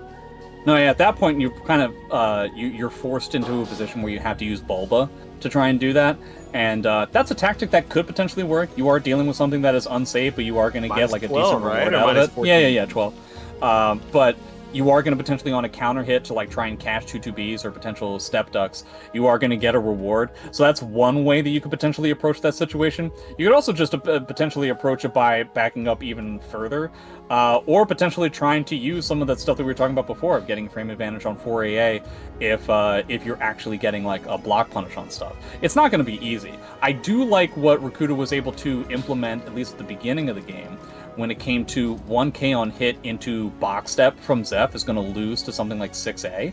So he's kind of Zeph is forced to use the 1K to potentially start a scenario, but then he's at frame disadvantage in command grab range from Astaroth, which means he really wants to try and escape it either with a tech crouch or with a step. So it's like it's like a level 2 layer of Yomi, where then it comes into, okay, so if Zeph does 1K, he clearly wants to either tech crouch or step, which means that I can get a potential counter hit here. But then that loses to Zeph just doing a 1K on hit into a small mash. So you know what I mean? Like it becomes like this it's like this triangle of ugliness that kind of has to be figured out. It's putting himself into a reverse mix-up for potential bigger reward. Yeah, it's really not easy to beat Zeph in those types of scenarios. I think the funny thing is when you think about it, right? Whenever a player is the one putting themselves into that situation, that means that they're probably the one who's more practiced and ready for the potential outcomes, right? Like you don't put yourself into a -2 situation to get in if you're not ready for the potential repercussions of what you have to do to get out and what happens if you don't get out. Yeah, and also just in general, right? The person who pressed the button that worked clearly is going to be more prepared than the person who got hit by it, right? Because the fastest that you can react to you being the person who pressed the button is when you decided to press the button. So it's like nothing happened on screen yet. Meanwhile, the person who got hit by the button, he doesn't get an opportunity to even know what's happening until it already occurred. He's like, so, well, I for got instance, hit. I have to be ready for the next option. Oh, wait, this was minus? Okay, I can try to check. And like by then, Xephukai like, I've already backstepped twice, by the way. Yeah, so off of like 1K on hit, right? Like, Zeph can already decide that he wants to do 1K on hit into 2A whilst the animation of 1K is actually happening. And if that's going to be the case, like really the only thing that he has to then react to is whether the 1K counter hit or not. So he gets plenty of time to not just react to him deciding on this button, but then the ensuing game plan that happens later. Meanwhile, anybody who gets hit by it only gets to first interact with it, assuming it doesn't get blocked after being hit, yeah. So it might just be just a straight up thing where you have to be more active with your defense and block the 1Ks a lot more often. I remember that was something that he said a long time ago. He was like, if you're going to continue to let me 1K you, I'm going to 1K you, you have to be active on defense. Yeah. Like he said that to someone. I do feel like in Astaroth's position, you can really go either or. Because 6-6A, like when I was talking about block punishing 6-6A, I do think that's more important than potentially getting a block punish on 1K. Simply because of the frame situation post-hit. Like, I think it's more important to punish Sophie post 1k on hit with something like Astaroth, just in terms of, like, look at the situation you're in now. You're in mid-range at frame disadvantage, and I'm right here. What are you going to do about it? But, like, off of 6-6A, getting those little jabs here and there, I think can create a different opportunity for Sophie to approach, or even not approach. Something to mix it up in some way. Sorry to interrupt, but we are about to go into winners finals, and it is, well, 8:30 my time. You want to keep going? I'm gonna stick around for the winners finals. I think I can do winners finals. Do you have more people? Well, Konmai, I think, is currently fighting for his life against Rip, but I can fill in totally fine. I'll wait until Konmai is ready. I can go for Yeah. this. All right, Yeah, cool. I'll do the winners finals, and after that, I'll drop. And I mean, it is gonna be Xeph and SouzouLion, so. Ooh. Yeah, so we'll do And- Beanie. We'll do winners finals, and we'll hope that Konmai comes back by then, and then we'll both leave at the exact same time after we say the exact same thing. Bet.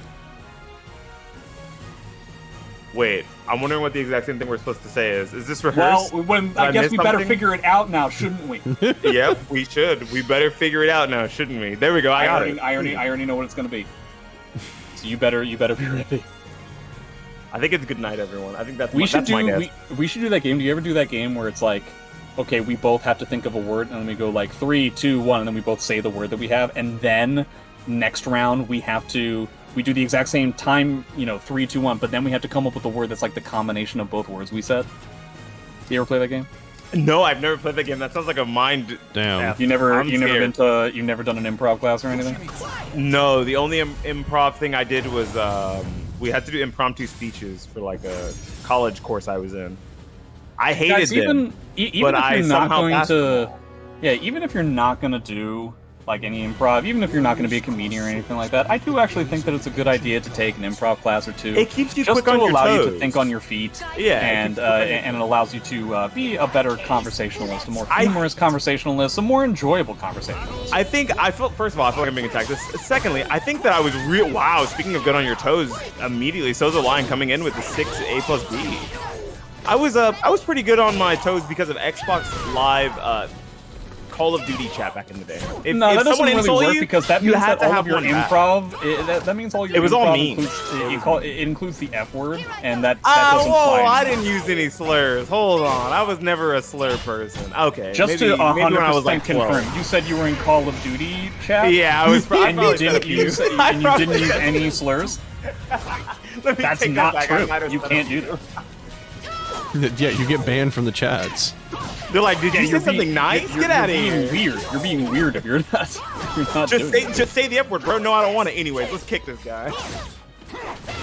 We're doing Oh, he little didn't tiny believe in that. counter hits. Man, Yeah, didn't Souzou, even I gotta fight say, Souzou's playing so weird today. Like, I feel like this is not how he normally plays. It's like such an oddly like offensive pace, right? Like he's playing I very get the offensively. impression he took a bet today. Like, there's like something he wants He to has to prove something finish either to games somebody in a certain else or speed, I himself. He has additional goals he has to make, and I don't know. He's like every round has to be over before the 25-second mark or something, right? going for that reverse ring out. He's angling himself. I don't know why he needs to, really. He's like got a dead to like huge one life hit. lead. Yeah, I think just it's full two crouch bam. 1K. I think he does. No, that's The block. Yep, boom, boom, BB.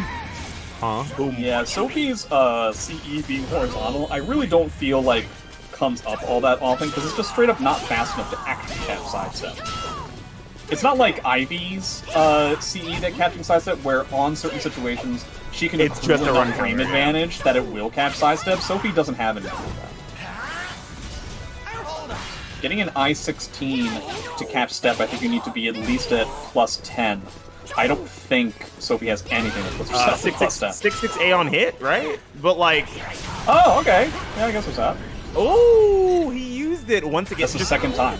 I like that when he's so far behind in some rounds, instead of just playing for the clock and trying to give his opponents more meter, he just saves meter himself. That is No, something sure, that it definitely makes sense. It's just funny that he did it 2 times in one game. I don't think I've ever seen that from a Yoshi player. Oh, yeah, able to block that.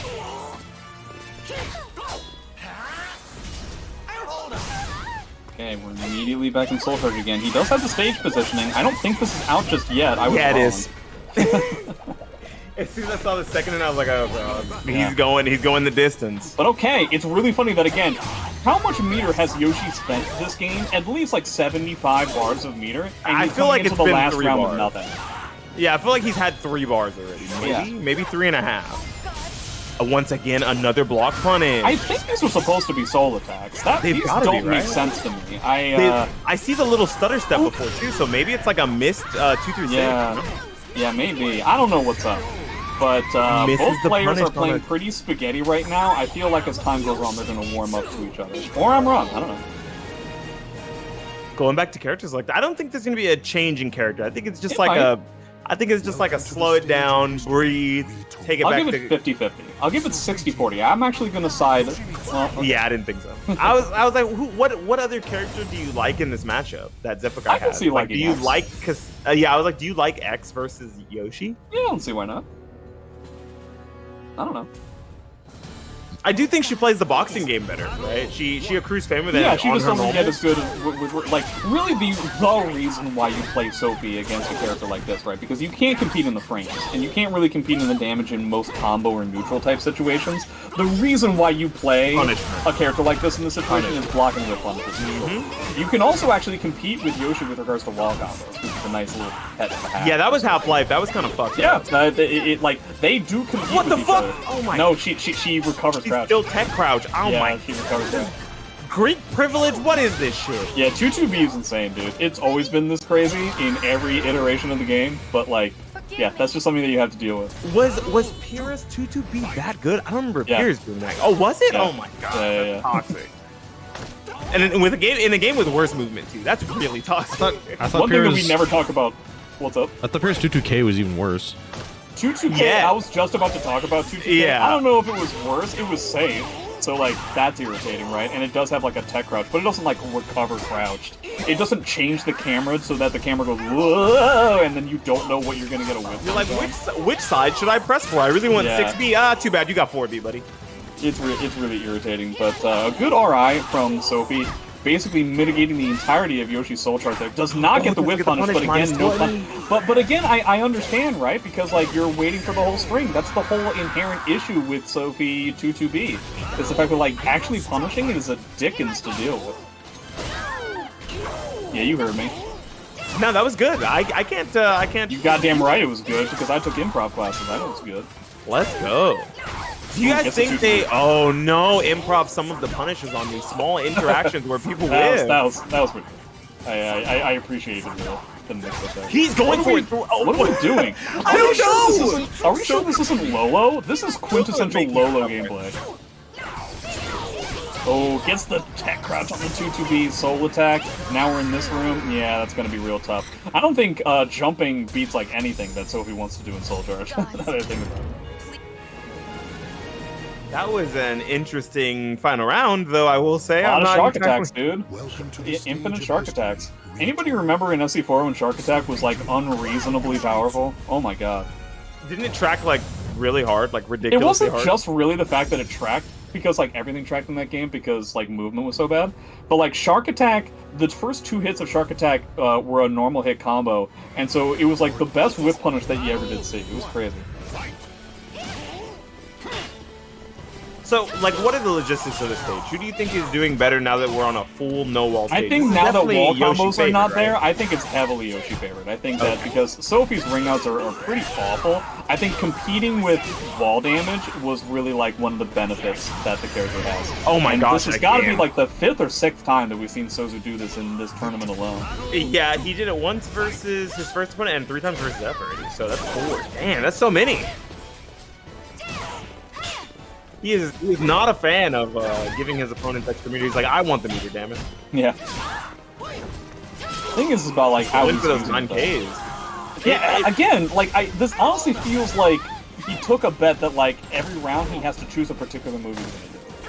Like, I don't get it. Well, it's working because now he went for throw 3 times in a row and he landed the 4 times in a row. And it is important to know that This we're definitely dealing with a feels like a character coin that gets a lethal hit when he ducks through, so a little bit scary. But now we've got bar for bar, and now we can put him in like guard break hell. Oh, okay. trying to use the 5k there and getting stuffed by Sophie's 5k instead. Yeah, kind of crazy if you think about it, because like he's going for the highs because you know, Souzou was doing like jump B and jump K all that often. But you know, if Sophie's going for an I-12 right in front of your face as Yoshi, you have a pretty clear answer to that. You're faster. Oh no! Ducking under the throw. That's what you were he's not referring to out. earlier. No, he's alive. God, that combo is so cool and does so little damage for how cool it is. 6K on block into 6K. See, like, it's as if he took a challenge where, like, every time he uses a move, he has to use it at least one more time. Yeah, it's like, just use it 3 times. Holy shit. Oh, no, doesn't go for the 6B route there. A plus B normal. A plus B would have won. I honestly can't remember the last time I saw a Yoshimitsu A plus B normal hit combo. Funnily enough, it's like really close to the same combo. Instead of doing 6A and then 6BB A plus B, you just do the 6BB A plus B. You just omit the 6A. Getting a ton of little tiny hits, just playing that neutral game the way that Yoshi has a my tough gosh, time why is that unpunishable? Infinite amount of 8-way runs from Xephukai, and it really seems to be winning out the day. Now I feel like he's just going to do like the classic Ramon and just little teeny tiny hits over and over again. That's putting us at 2-1. That is 2-1. Okay. Yeah, I would So that assume was- Souzou wants to stay on the stage. That was the right response to whiff 2-2B. He was just late. The lightning bolt does make it harder because it throws off the To timing. whip punish, because if Yeah, you in that if you case, press I feel too like early, the lightning bolt retracts you, which is really funny. Mhm. I think the safest thing for Yoshi to do in a situation like that, if all you're interested in is getting a whiff punish, I think the best thing for you to do is 4B while she's in the air. Yeah, any like mid vertical really. Yeah, the problem is that what mid vertical you're going to go Welcome with. to the stage of That's not going to get caught you by the lightning. I sidestep first. Yep. So, and then Sure, the I lightning. mean, if you can get the timing down, then Bob's your uncle. But you know, it's not the easiest thing in the world. I don't have Not to the name Bob. mention, not to mention, that is exactly what Souzou tried to do, and the lightning didn't happen, and that's why he didn't get a whip punish, right? Excuse me. Oh gosh. Yep. Too much? Oh man, he did the G cancel. Trying to but- counter poke out there with the 2A and getting hit by a 6-6B. That's so much damage off of that. Yeah, always one of the biggest weaknesses that I think Souzou has had is his propensity for matching on whip, which I think gets him in so much more trouble than you would if you had just accepted the situation. Ooh, the clash, that sucks. Oh, but gets a fantastic whip punish to boot. Oh, trying to cancel him out there. He was definitely trying to fake him with something, but Xephukai's still ready for the low. Yeah, Zeph overall, wow. Zeph just running on all cylinders. He really seems to be picking up on the pace entirely. Sometimes he is wrong, and then he ends up eating like a huge amount of damage in spots like this. But it really also kind of shows Zeph's propensity for wanting to duck in a matchup like this, and that makes sense, right? It's very actually similar to the Amy matchup, where the main thing that Sophie has in a matchup like this is her ability to block punish some of the hell sweep kind of stuff. So it's really up to, wow, everybody's just getting hit by mids, huh? Everybody wants to block the lows that are coming from the opponent. Yeah, I'm a big fan of getting hit by mids. They definitely do less damage than lows. Just throwing that out there, everyone. I feel like Beanie Thug is just being ironical right now. That was definitely 100% comedy, yes. Yeah. Oh man, You know, Wow, look, doesn't what am I even- wrong? Doesn't even need it. Gee whiz. Everybody ducking into everything right now. Now ducking Wow. on whip, that's a classic Philly thing. Now that's something I know a lot about. I feel like Texans do it too. Nah, Philly did it first though. Yeah, probably. We didn't have a huge scene up until... Plus, you guys weren't even five, state. like, These are, no, these are 100% sold. Oh, God. Like that's has to gotta be. be the case. Like It's time for that a one new makes stick. no sense as a New set. controller. I just some weird connection to the Parsec server or something going on. Who knows? That's not gonna do it just yet. Is he gonna spend bar? He is. Yeah, he does. He's gonna have to push out here Ooh, okay. instead, using the soul charge bait. This That could was honestly good. do it, dude. This is. Oh, he doesn't get the actual appropriate punish. Oh, that's I the did. appropriate punish. I respect it. I respect the attempt. It does not end up panning out. Yeah, very weird set. I think a very unusual set from. They've played a bunch of times before, so it might be. We might have gotten to the point where they're at like Yomi level 80. You know what I mean? Where they're like, I'm doing this because I know that you know that I know that you know that I know, and they just keep going with that. But from the layman's point of view, that looked real weird. Yeah, I was really confused about a lot of the interactions that were happening there, but they've definitely played each other enough that they have some sort of read on each other where they're just kind of making extra bets and hedges, like guesses towards things that might not have even happened in this set, but they happened in sets prior. Yeah, I feel like that's got to be that.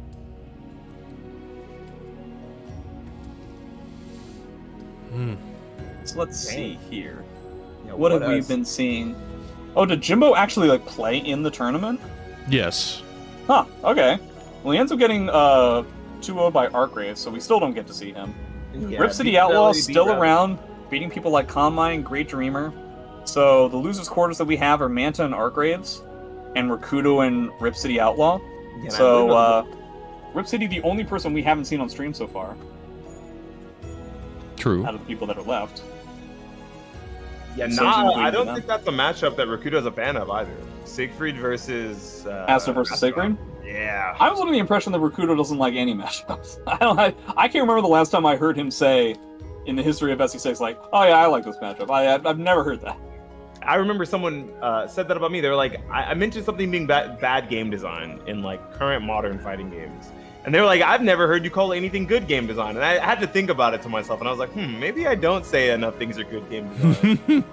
I don't know. There are some times where I come to that point, and I think to myself, no, these people are wrong. Because I go out of my way. There are definitely some things that are bad about game design. Yeah, there are definitely things that warrant that type of opinion, and there are also times where I'm perfectly balanced in what I say about other stuff. Like, have you played Street Fighter 6 yet, Jay? And hi. At all? Sure. Yeah. How do you feel about Drive Rush? So let me just get this right out of the way.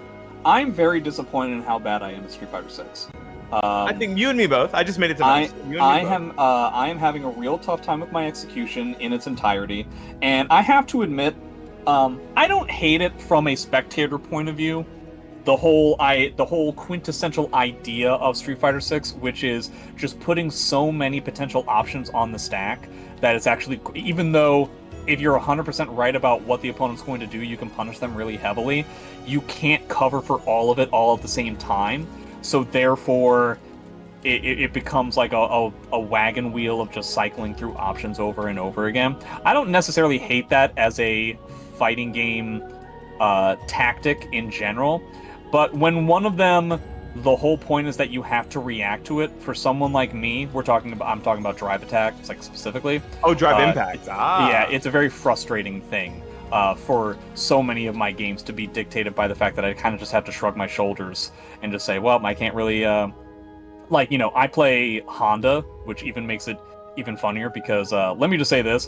One, I think Honda is very bad. I think Honda is like one of the worst characters in Street Fighter 6. I also think that he is one of the biggest baby characters I've ever seen in any fighting game. Oh, absolutely. Like, it's insane how little you have to understand about the general core mechanics of the game to even understand. You can do like 4 buttons and headbutt, and you'll win most of your games if you are competent at Street Fighter. That being said, I do think, and I do believe the accomplishments of Honda players is reflected in this. He is one of the worst characters in the game. I think once people have gotten enough time to where, like, Honda, much like high damage, very simple button characters, gets a lot of leeway when a game first comes out because they get huge amounts of damage and people don't have the counterplay to them. But the second that once we're under the assumption that there's a basic understanding everybody has to the core mechanics of the game, Honda doesn't get rewarded as much as other characters do. He has to use resources like Drive Rush just to do things that other characters are able to do without using any resources at all. And once you're dealing with somebody who has the ability to perfect parry stuff on reaction and has that kind of counterplay, he's forced to play the game in such a slow state that he kind of gets invalidated in a lot of places. With all that being said, I'm really bad at the game, and I'm not just saying this based off of my own personal experience. I just think that he's a very easy character to get a certain level of the way. I would love to be able to play the game, but my execution is so bad that, like, I don't even have the opportunity for my lack of reactions to bother me because I'm just screwing up everything that I need to do.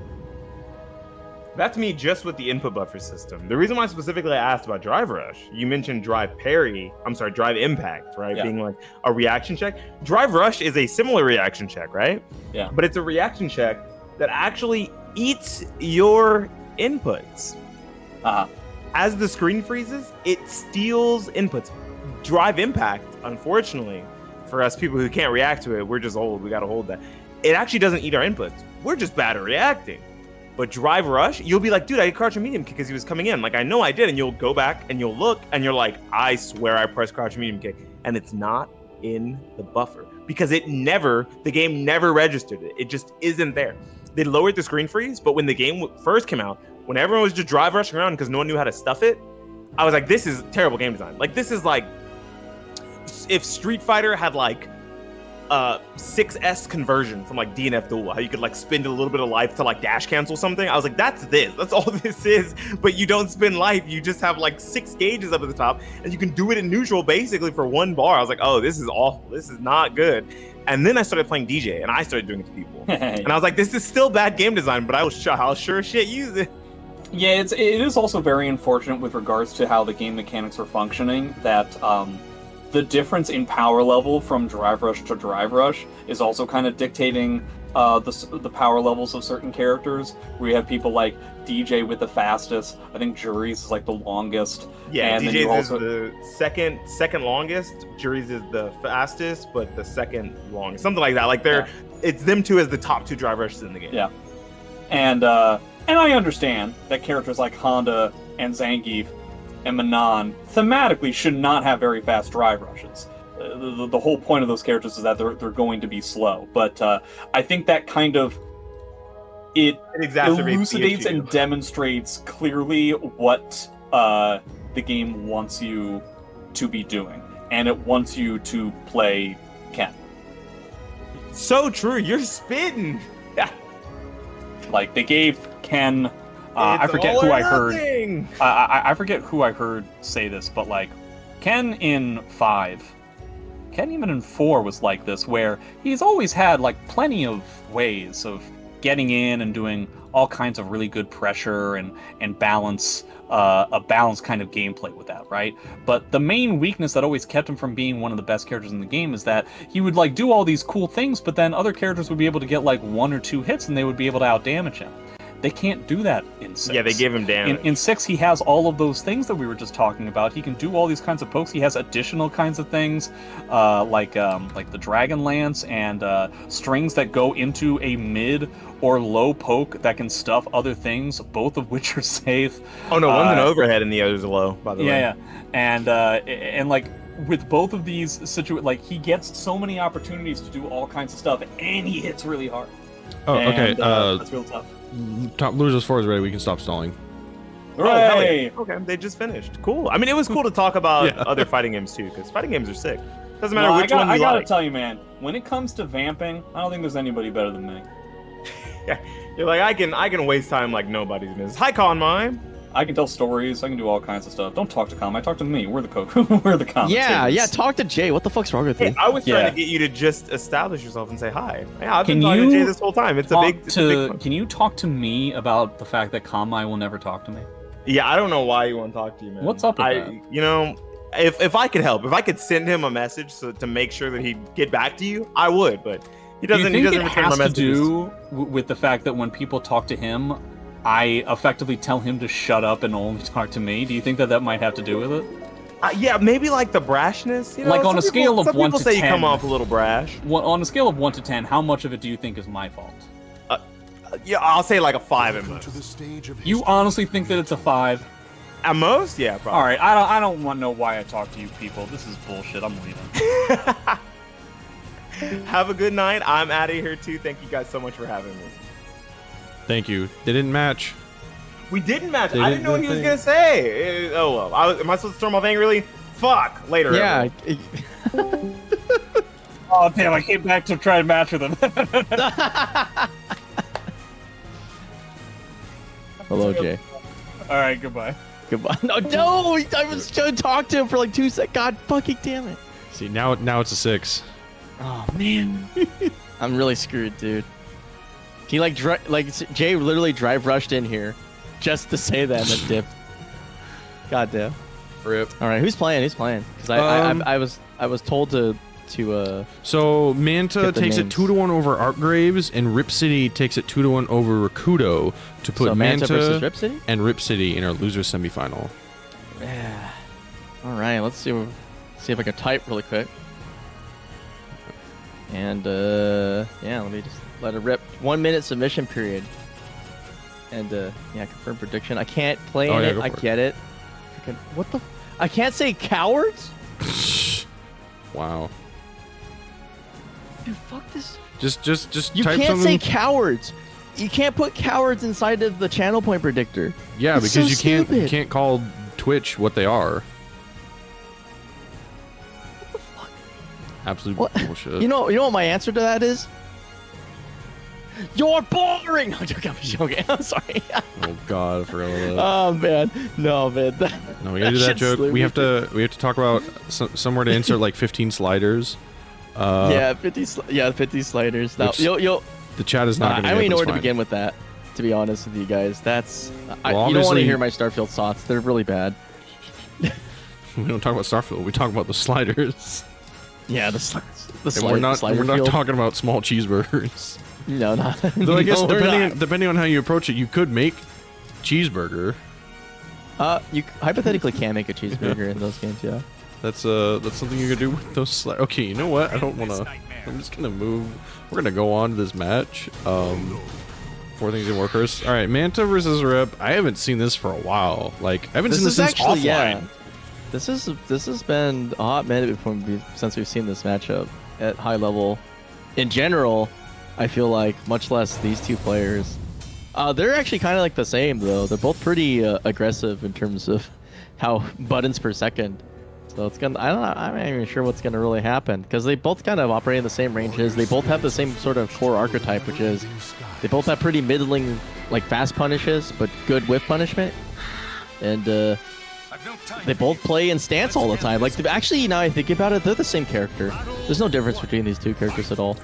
Yeah, they're just the same exact person. Yeah. Like ones that they're both European, right? Like Though they one really, of them is on top of the tier list. You're right. You know which right. tier list I'm talking about. Okay, good. That tier list is. Oh, I'm still jeez. waiting for the player tier list, dude. Oh God. Oh I can't wow, wait he to be on jumps the out of bottom. that second hit. It's not that long. It actually kind of has like phantom sub range, but nice lethal hit and a Yeah, carry immediately door. gets the. Oh, nice. Jeez, yeah, got Ooh. the Dark Privilege, immediately got a lethal hit on it and did like 6,000 billion damage Yeah, that's a ton. using that privilege. Yeah. I can't And- remember. Somebody was having a conversation about Siegfried the other day, and I can't remember what it was, but it was something really funny. Was it the tier list? I think it was like I think it had to do with his privilege of some wants sort. for but I me. He wants it. Ooh, that's actually a really good counterplay to 3-4A. Yeah. 3A4 words. And catch up with the sneaky stuff. Yeah, just keep attacking low. Why not? Like, Oh you my can't God. bump- Oh, but it's too Oh, weak. he Does whiffs. whiff. They both whiff. Oh God. Okay. Here comes that top tier privilege right there, right? Alright. You notice he got hit by that low, but didn't take the lethal hit because Manta smart enough. He just didn't guard. He didn't have the guard. Yeah. Yeah, because it's Manta, and Manta doesn't use the guard button. Okay. Ooh.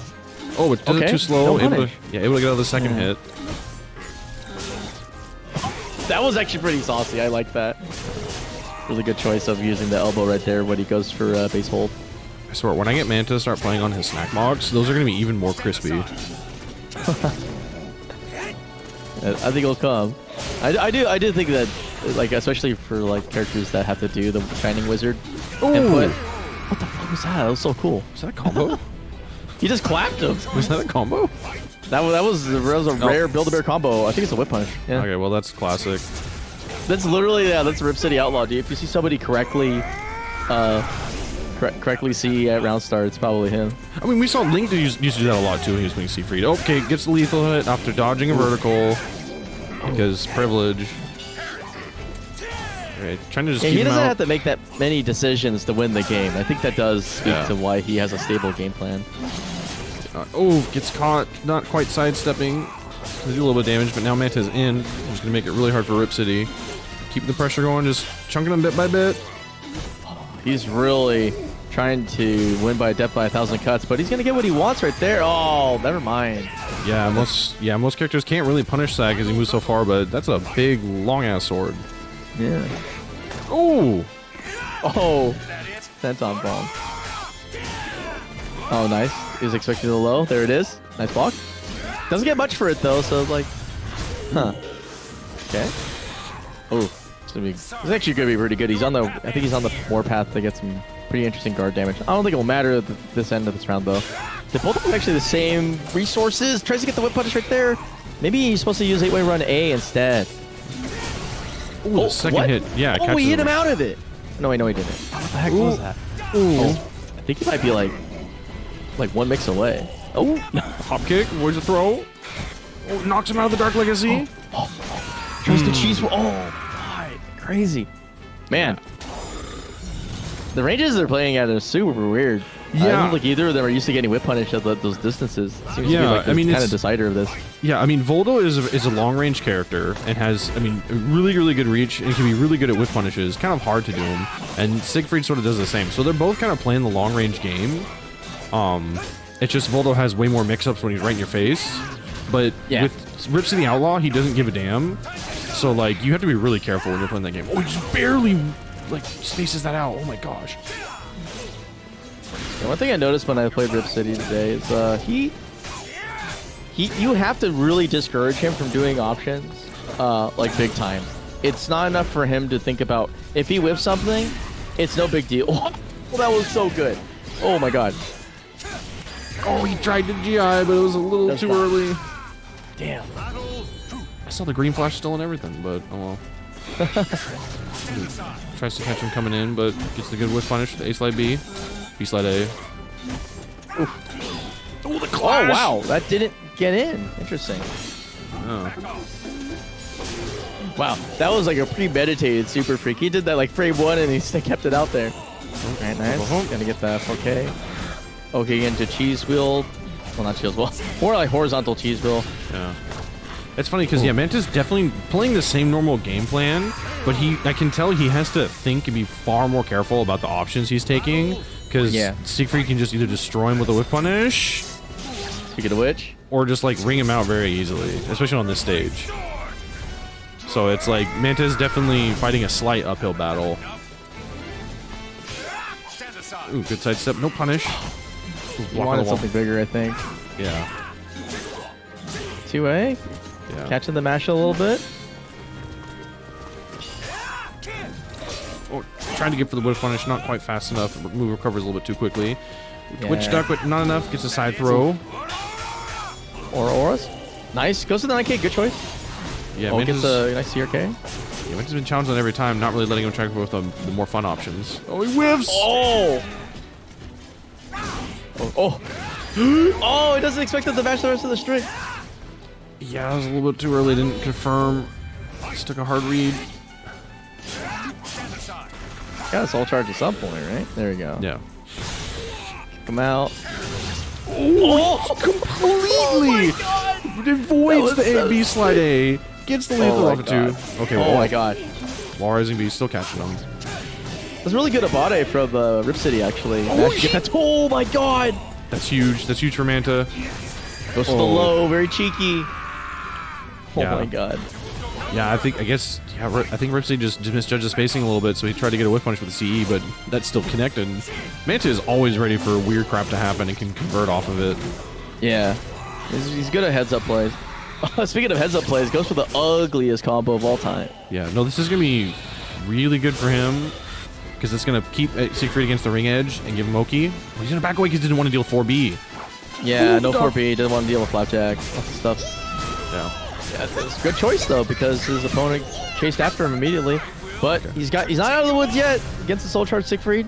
Yeah, I was like, he has Dark Legacy, but he's got to use Soul Charge to get away. Oh, no! Uh-oh. Okay. Nice. Yeah. Damn, yeah, that was really good playing it cool there, jeez. Oh, it was a fast 2-0. That didn't feel like it went like that. I thought that was going to go longer. Well played, though. But yeah, definitely whip punishment was the name of the game there. Both sides though, I think they were like, huh, wow, he could reach that far. Dang, I didn't know that. Yeah, it's weird. It's like, I mean, Voldo's a weird character, but more like not just like in the sense that he's just like weird like normally just in his design, but also just that like he's a strange, like he's a long range character that's good at whiff punishing, but that's also really good at like oppressing your guard, and then has like a really like stance based like mix up offense, and it's just like he does a lot of things very strangely, and in a lot of ways it's like some of it's really good, but then in a lot of ways some of it's like really bad and not that like fantastic. But Manta just has a way to just like shove so many gimmicks down your throat that the mental stack just becomes a lot. Yeah. No, that's definitely the case, and he also played pretty measured. I mean, like that last round where he kind of built that comeback. Welcome to the stage of He history. did it from like really small pokes, but he kept going. That's tricky. He didn't show like any like faltering in his coverage, and against Siegfried, I think you have to enforce that a lot, because if you give Siegfried, I think, like a little bit of an inch to get like a big counter hit or a whip punish, it really takes the wind out of your sails, mostly because like the damage is really high, but also the situations after are really bad. So yeah, it was really, I think he really understood like how not to lose in that particular situation, which is to when you have the opportunity to put Siegfried on the back foot, definitely keep it up, because if you don't, then you're like, damn, we're not being playing the same game. Oh yeah. He's playing like, I'm playing rock paper scissors, he's playing rock paper shotgun. It's like, what the fuck? Well, we don't have to play rock paper scissors trying to get this Matcherino up, because fucking future VTuber Casino out here putting 75 in our Matcherino, Whoa, giving us over 100 already, because that fool's insane. he's crazy. I love that guy. Casino's pretty cool. He's okay. He's not pretty cool. He's it's like Arctic. He's about as cold as the surface of. I'm trying to think of that's a cold surface. Actually, now I think about it. So I think it's I got nothing. I think any planet pretty much past Earth. Yeah, any planet past Earth. Oh. Nothing closer to the sun though. Yeah, or I think, well, actually I don't know. I don't know if Jupiter and Saturn are cold or. I don't You know, remember. I would know this Doesn't because I matter. played Starfield for like 2 seconds. It even shows you like the temperatures of the planets. Damn.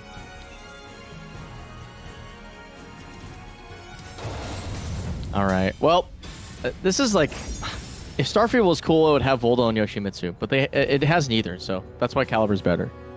Damn, that prediction, the points, those was 50-50 bet. Damn. Somebody's walking away with some cash though. Oh yeah. Where's the I'm gonna get this next bet too going. Okay, appreciate it, man. All right.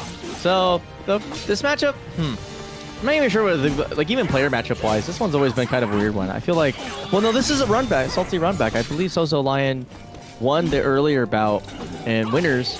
So this is Yes. Yeah, Manta's attempt at revenge. Basically what he sort of chalked it up to in like the locker room was like a couple of drops, you know, momentum loss, all that fun stuff. I definitely agree. I think you have to kill what's on your plate. But right now it seems like SouzouLion's really not taking no for an answer right now. He's just like, whatever, I'm gonna run it through. I rise from the ashes. Yo, what? Who is this guy? It's your boy. It's the guy with the garbage fish. guitar tone. Damn! Been waiting to do that for a while. Wow. Damn, that hurt more than me being trashed in this game. Damn, he's hitting him with all the Voldo garbage. Voldo garbage. He just ducks low. Oh my gosh. Nice I'm step, glad but that they no- made that a high. Anyways, the guard damage looking real nice. So if he gets a force block situation in this situation, he's gonna have to like take the What is he doing? How did he slide out of that? Okay, well he's probably gonna 6-6B or Demon Elbow as soon as he gets a whiff, or just do it when he gets him to stop moving. He could just 4K, right? Huh. I guess he wants to save it for later. Or he's piecing Oh no, out. he's gonna go for a scam. He's gonna run? eat meter. Whoa, Oh, he's so oh, smart. oh, He's so oh, we smart. running? He's so smart. Oh. Yeah. Oh, okay. Yeah. Forces the meter out. Now, if he wins this round, he's like way up. Oh, it's a bit too late. Oh my gosh, he is getting mixerinoed. Uh-oh. Okay, still has Okay. the life. Nope. Mm-hmm. Nope. He lost it. Oh my That's the god. last second. This is actually toxic. They see, but was it the smart idea to force Yoshimitsu into soul charge? Solar charge? Yeah. The answer is no. It was not a smart idea. I should have ran away or something. Is this game 1, by the way? What are you doing? Yeah, this is game 1. Okay. Oh, what the? I feel like Manta's late on the punishes. I feel like the Parsec, you know. Oh, where are we going in? And you get that. Oh, yeah, good Oki there. Or are these custom combos?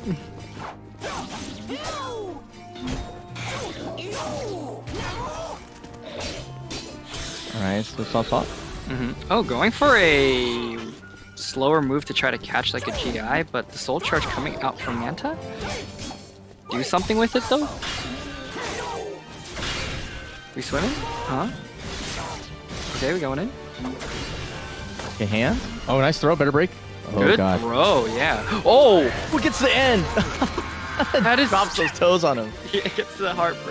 Just the last hit, and then like the scaling isn't even that much, so he got the confirm right there. Yeah, he dealt like so much damage with the back of his heels. It's Yeah. crazy. He got little spikes on those. Yeah, sometimes the feet, you know, feet go hard. See that 4KV doing like 60 damage for no. Oh, what is going on? Okay, now he's gonna be on the ground though, which is oh good, having the awareness to not eat that mix, and we're gonna go in. Boom, boom, boom. Isn't that a lot of damage for charge? Oh no, it's the same. Doesn't really do anything. It's the same combo, I guess. All these plus frames from Voldo. Soul charge, magical thing. Oh my gosh, look at that damage. Look at that mix. Oh, he is going in. Do it again. Oh, try to be a little bit. Dude. There. GI and block. Okay, checks out. You know, he's like 100% for hitting Bloodstar after the round ends. Crazy. He gets that Schmieder too. Okay, Yeah, so well, charge. here it is. Not a good situation for Manta to be in right now. Can't step that either. And the B doesn't really give a huge option. Oh, no. Oh, the reset? Or Yeah, drop? I think that's a drop. I think most people want to finish that off. Or maybe I ran out of meter as well. One of those three options. Oh, okay. You know, I'm surprised he didn't get counter hit bonus for that. He was leaving stand. Great GI from Whiff. Is this the sauce? Is this the sauce again? Slap it out. Oh, look at that damage. no scaling, dude. Yeah. Oh. Okay, just walk away. Just walk it out. You have the meter. Just if you ever feel like you're in a bad situation. Oh no! My man's Damn, died the with clutch meter. god. The clutch god. Dang.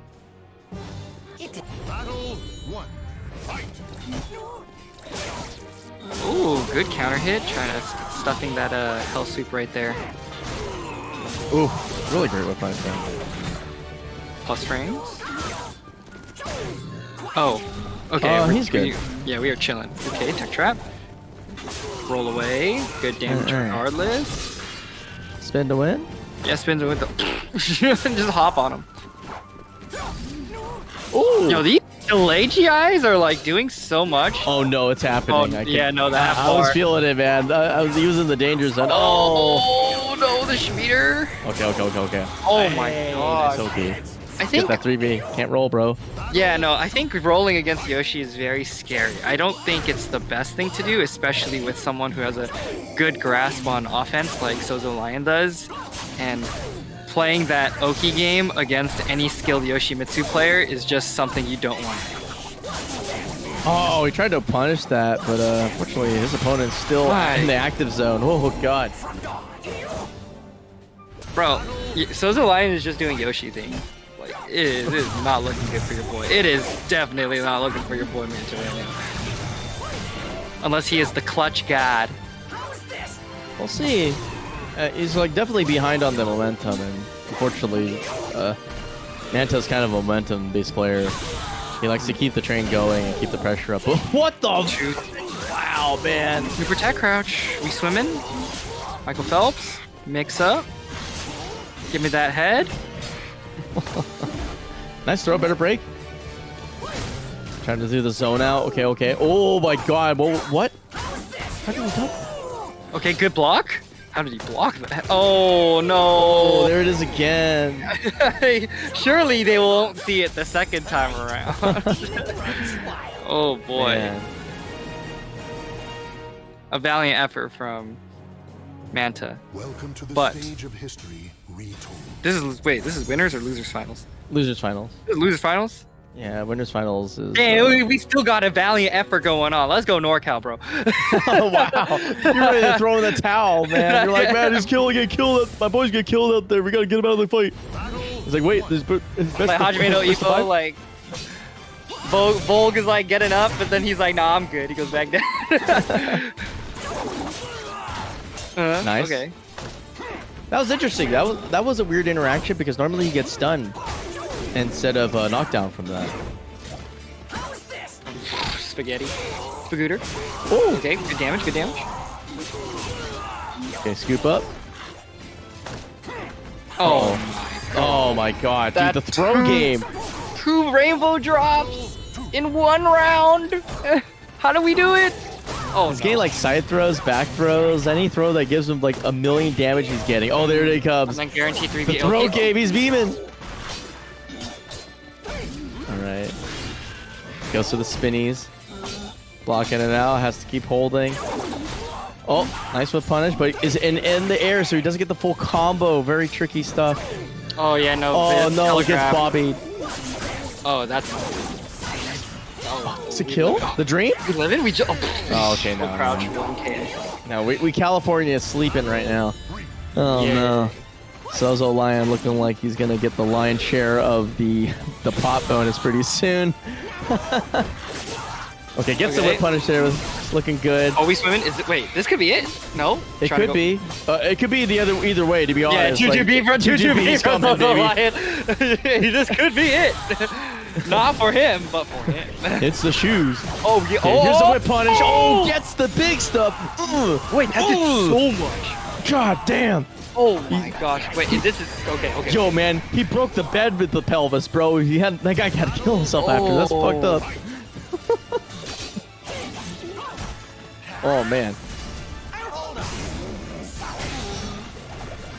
Oh yeah. First time Solid's ever landed, I think ever, from SouzouLion. He's gonna get the big boy combo, spinning the wheel of fortune. Wait, that just scaled so Oh my god, terribly. it's not stopping. Oh my gosh, what is he? Get What him. is happening? Do something that hits! What the? There we go. Oh no, that's the counter hit. You get the soul suck. But it's in soul charge, so it doesn't matter. Breaks the throw. SouzouLion has broken almost every single throw. I think Yeah. every throw in this set. That is actually huge. You cannot grab this man. That is like so deterring, like psychologically, bro. It's just like, bro, he really guessed right every single time. Oh. Oh. Oh, okay, Okay, here we go. This is the sauce. This is the Oh, sauce. it is a sauce. Damn, the spicy Italian meatball.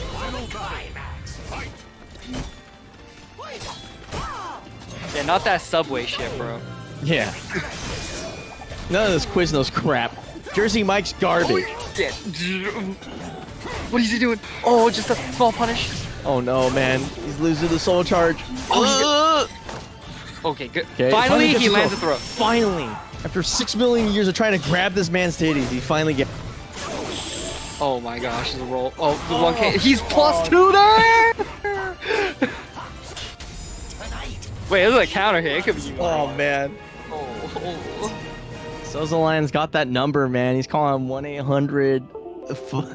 Fuck Voldo. Yeah. Well, on this chapter of Manta, that book be sad, bro. Anyway. You know what's funny? I could just imagine like deadass, like for the Richie the Merchant of Death being like, "Hey, 621, it's time to wake up." Yeah. Yo, we got a planet to incinerate, bro. Yeah, we have a money pit to guard. Wake up, Raven. We got a planet to save. Wake up, Mantis. Wait, Yo. is Coral like been a thing since all the Armored Core games? No, or it is hasn't. No. So this is Coral like- is completely like It's weirdo. brand new.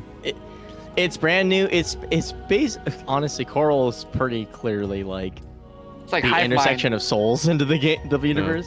Also, to be fair, I think like most of the original Armored Core wasn't it all like Earth and Mars. Mostly Earth. there were, I think like AC3 is when we go to space. Two is on Mars because I remember that. That's the only one I played. 2's on Mars, yeah. Yeah, 2 is on Mars. So yeah, this is actually the first one that's on like a completely different like planet. Yeah, we have to go to play Starfield to figure out which fucking place that We don't Rubicon's on. have Rubicon 3, to do so that. 2 of them were. What I want to know what happened to the first 2. Yeah. Rubicon 1. Well, Blown the fuck up. Rubicon 2. Ground into dust. But- Rubicon 3. All right, looking pretty good. Oh god, it's getting really hot in here. Ooh.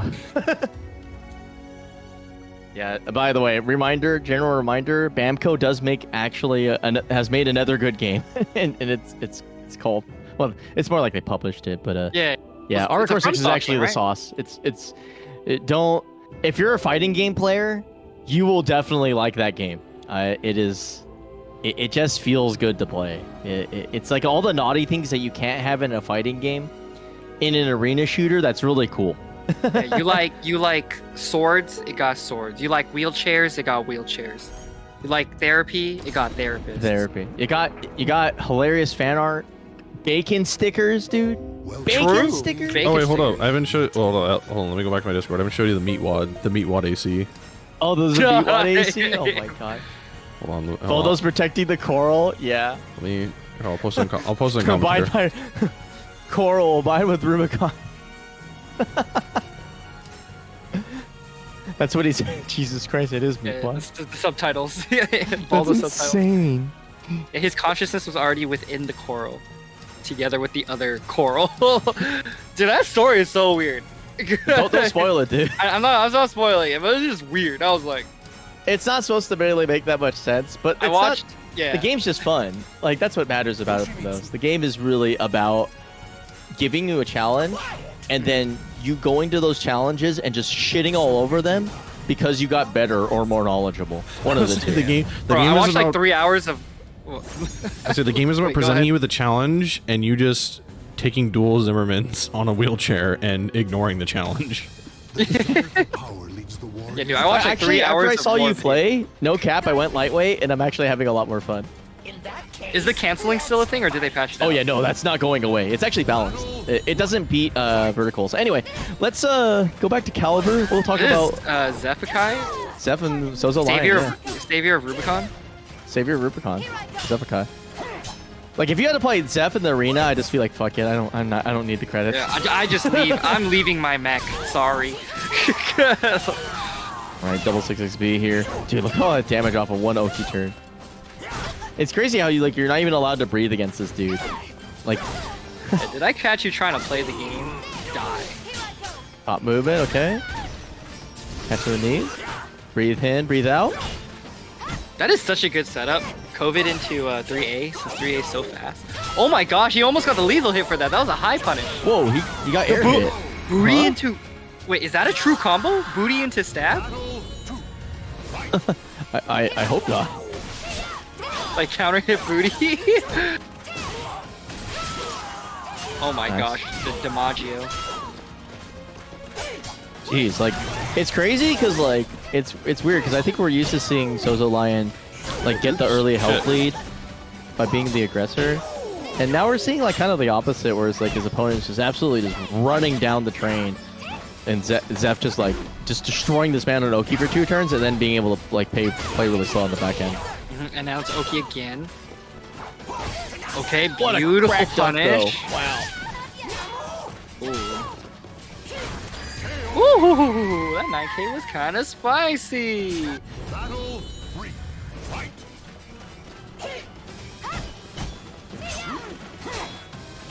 Okay, no. Ooh, whoa. Punish the throw with a throw. What a Chad move. It's like, you have a 2-2B, I have one too. Imagine. Oh, that's a lot of damage. Oof. That's the flex tape. That's the... Damn, dude, using those mental frames from not finishing the string. If he just bootied there, I'd been like, bro. hey, counter hit. Oh, That's this when your guy opponent is- says, man, this game's ass. Yeah, but I can't. Do you know that WNF, SoulCalibur 6 on Parsec, is actually the biggest scheme that we're actually... Because everyone's just guessing and we're all paid actors, bro. Dude, that's how I feel when I play against some of these top players. It's like, dude, this shit's rigged, man. It's more rigged than a crane at round 1, man, bro. Oh man, I actually played my first crane at round 1. Oh, I'm sorry you had that experience. I got one mid-sized plushie and $12. I was like, oh, that's not terrible. Oh, that's actually pretty good. I will talk to their management about that one. Yeah. All right, speaking of talking to the manager, speak to that manager right there. Nice while rising feed. I hit him with the Karen Negator. It's like that's what I hit him with. It's like I am the manager. Yeah.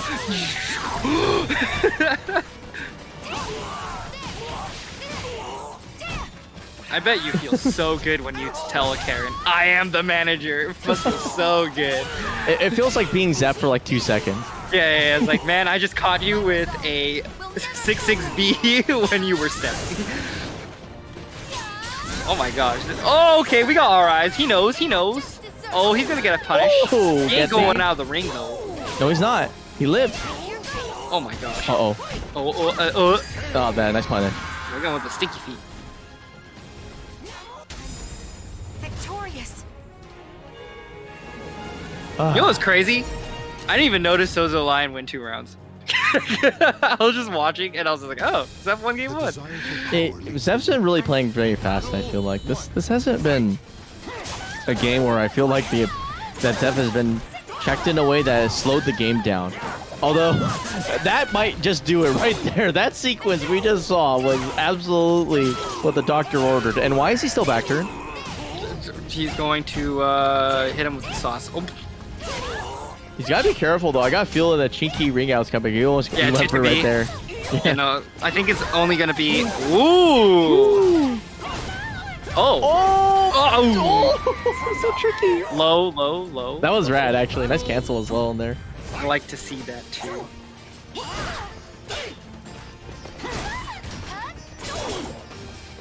Ready? Oink. Imagine, like, that happening to you. That's just not the way to go. But maybe it is. Anyway, what? That tech jumped everything? Oh my gosh. Okay. Oh no, I thought he went for it. I thought he went for it. Oh, okay. I think he's dead if he doesn't break this. Yeah. Oh. Imagine guessing wrong twice. That's what happened to you. You guessed wrong twice. Look at the smothering that I am seeing on the screen right now. Just 1Ks, pokes, and then a whiff punish from the other party. You know, that this is Calibur. But can you defeat the ultimate power that is Yoshi Soul Charge? The answer is yes, if you weather it and don't try to take risks. I believe you could step that, right? The Dragonfly A, B? The B is kind of difficult. I don't think you can. Is it character specific? If not, I guess the RI is really good then. Oh, that didn't kill? I'm not sure. Ooh, but that did. 2K to end the day. I want to say no, though, because I've just never felt like it would be a good thing to try. But the whiff punish. I guess I have to lab it. We'll lab it. And lab your bottom 2 character. Yeah. Just go for the small play. Try to get his opponent off guard so he can open up for something bigger. Maybe threaten him with ring out, but Zeph doing a good job of slowly poking back into the center of the stage. Splat. Ooh, 69. Ooh, good roll. Oh, damn. We going in. Oh my gosh, the way he's able he to went for it too. He went for 2-2B, gets thrown out of it. Nice zoning throw. Oh, he just keeps running it down. I like how she like positions herself and then jumps on the floor. Oh yeah, you got to make sure you get that air time. Victorious. She's like, all right, hold on. All right, now we're ready for takeoff. Yeah. Thank you for taking Sophie Airlines. Yeah. Straight to losers. Yeah, straight the Sophie Airlines straight to the losers bracket. Well, this days it's gonna be straight to out of the bracket. If this keeps up. Yeah, no, this is the here's your 30% of the the pot. Well, I take my 60. It's the pile bunker, by the way, Chunk. That's a throw. Look at that kid. But like, okay, but how am I gonna have a sword and a POW bunker? Oh, there's shields in the game, dude. Just get the buckler. from the back end. Yeah, but like, I'm trying to figure out how to make this work. It doesn't work. You just deal with it. All right, so you get to work though. Yoshi, trying to get in there. Lots of like 6K and 2K pressure. So he's already applying mental stack. Mix. Dang, How did that slide. work? Wait. That was a slide like underneath into the sword, and yet somehow it hit an active hitbox. That's crazy, bro. Okay, the booty blast. The way that Zeph is just letting SouzouLion try to do things. Oh shit! My God, Okay. What Oh a my mash, gosh! dude. If he took that, Oh. if he took that back to the bank. That's crazy. I can't believe he challenged that K cancel. Like, most people would just freeze up and not do anything there.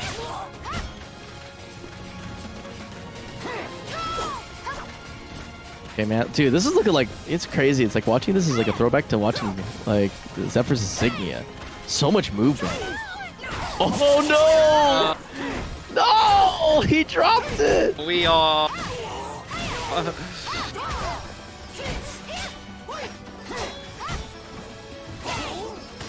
Okay, the 668 finds its mark, trying to smack him in the face, try to smack him in the torso, try to smack him in all different places. He gets the legs. 2K. Just attack. Oh, I see what you're doing Yep. there. Take I it like end the that. day. I like trying to counter like 2K and then potentially another 2A to stop sideways movement with like 660 plus K, but unfortunately it's not what the doctor ordered. Okay, just a simple wall rising A Brave Edge doing tons of damage. Good tech out. Oh, the Zeph duck. Okay, Zeph is just smothering him disc back immediately. Oh, The eyes are so good, bro. that's gonna He's send him dead. to the Shadow Realm. Yeah. He's hella dead. Well, actually, that's the opposite of shadows, right? That's like the lightning bolt realm. That's the heavens. Yeah, He's that's got the. sent up, man. Yeah, he just died. Okay, better hold up. All right, here we go. Hey, oh, doesn't fall. Doesn't. Jeez. Oh, wait. If he is lands that? the forward, throw, it's a lethal hit. I don't even know if it's a combo. Ugh. I hope he ends Ugh. it with the lethal hit. It'll be so good. Come on, go for it. Oh, I want to see the lethal hit. No, I would be afraid though. I wouldn't like force it right now. Like, you know, this man's going like borderline 2-2 Bobby right now. Yeah, he's like 40 seconds to spare. I got time as long as I get that 2-2B. I think he's gonna go for it. Is he actually trying to He's get actually the just gonna play this game. I like it. Oh, my Oh! God! Get slapped, dude. What a block punish. What a block. And if that seals the deal, damn, dude, what a statement. It's like, imagine being like, I'm gonna play two cheesy things. I'm gonna camp the ring edge. I'm gonna make you come to me, and then his resolve breaks. He goes in. He's like, okay, well, he ain't gonna block this fucking low. And he's like, hell nah, bro. Dialed in already. Give me that money. Casino direct SouzouLion. deposit. Yeah, Casino. Yeah. Wait, Casino. Wait, did Casino stop by? Cousin's literally in chat. Hey, what's good, Casino? Apparently, he's our that newest felt good to VTuber. watch. I That's the kind really, of punish, man. I really wanted to see the lethal hit, the 668 plus G lethal hit. I need to know if there's a combo after. Oh man. Oh, there he is. Oh, Oh, he's gone. Oh yeah, he just said hi and left. I mean, he bought his way into that position. He's allowed. How to. much? How much? Well, I need to check. This is like, dude. This is a sad man bracket, and it had $100 in it. Sure. Like, And there's still 5 codes remaining. 4 codes Still remaining. 5 codes. 4. Okay. Come on, put the codes in there. If you don't, Yeah, put the you gotta codes. play Starfield, and you don't want that because that game's Unmodded kind of not Starfield. good. There's no, you're not allowed the extra sliders. Dude, I can't wait for that to happen. Like, wake me up when. Wake me up when there's. Wake me up when there's like 14 general sliders for one for one part of the 3 fatal anatomy. codes remaining. Come on, you could do 3 more. Let's see. So Manta in 3rd place. All right, cool. Let's get Manta in there. 2 more codes. Come on, let's get him. Yeah. Oh, and let me finish the bets on that one. But yeah, so 75.50. All right. damn, everyone gets their money back. That's crazy. All right. Anyway, congratulations to Xephukai for taking another win this week's Wednesday night fights. Besides. Yeah, cool to see the Sophitia again. I now have more footage that I probably need to study. Yeah, apparently you just need to be a god and block. Yeah, apparently and just block and be good. That's I'm and not have gonna like some of the fucking best lie. GIs I think I've ever seen, by the way. Every fucking time I basically just watch like Zeph and Ramon play, like there's a little bit I can pick and it's like, oh, okay, yeah, I can kind of see what he's doing. But like 90% of the time I'm just watching, I'm just like, damn, I just gotta be better.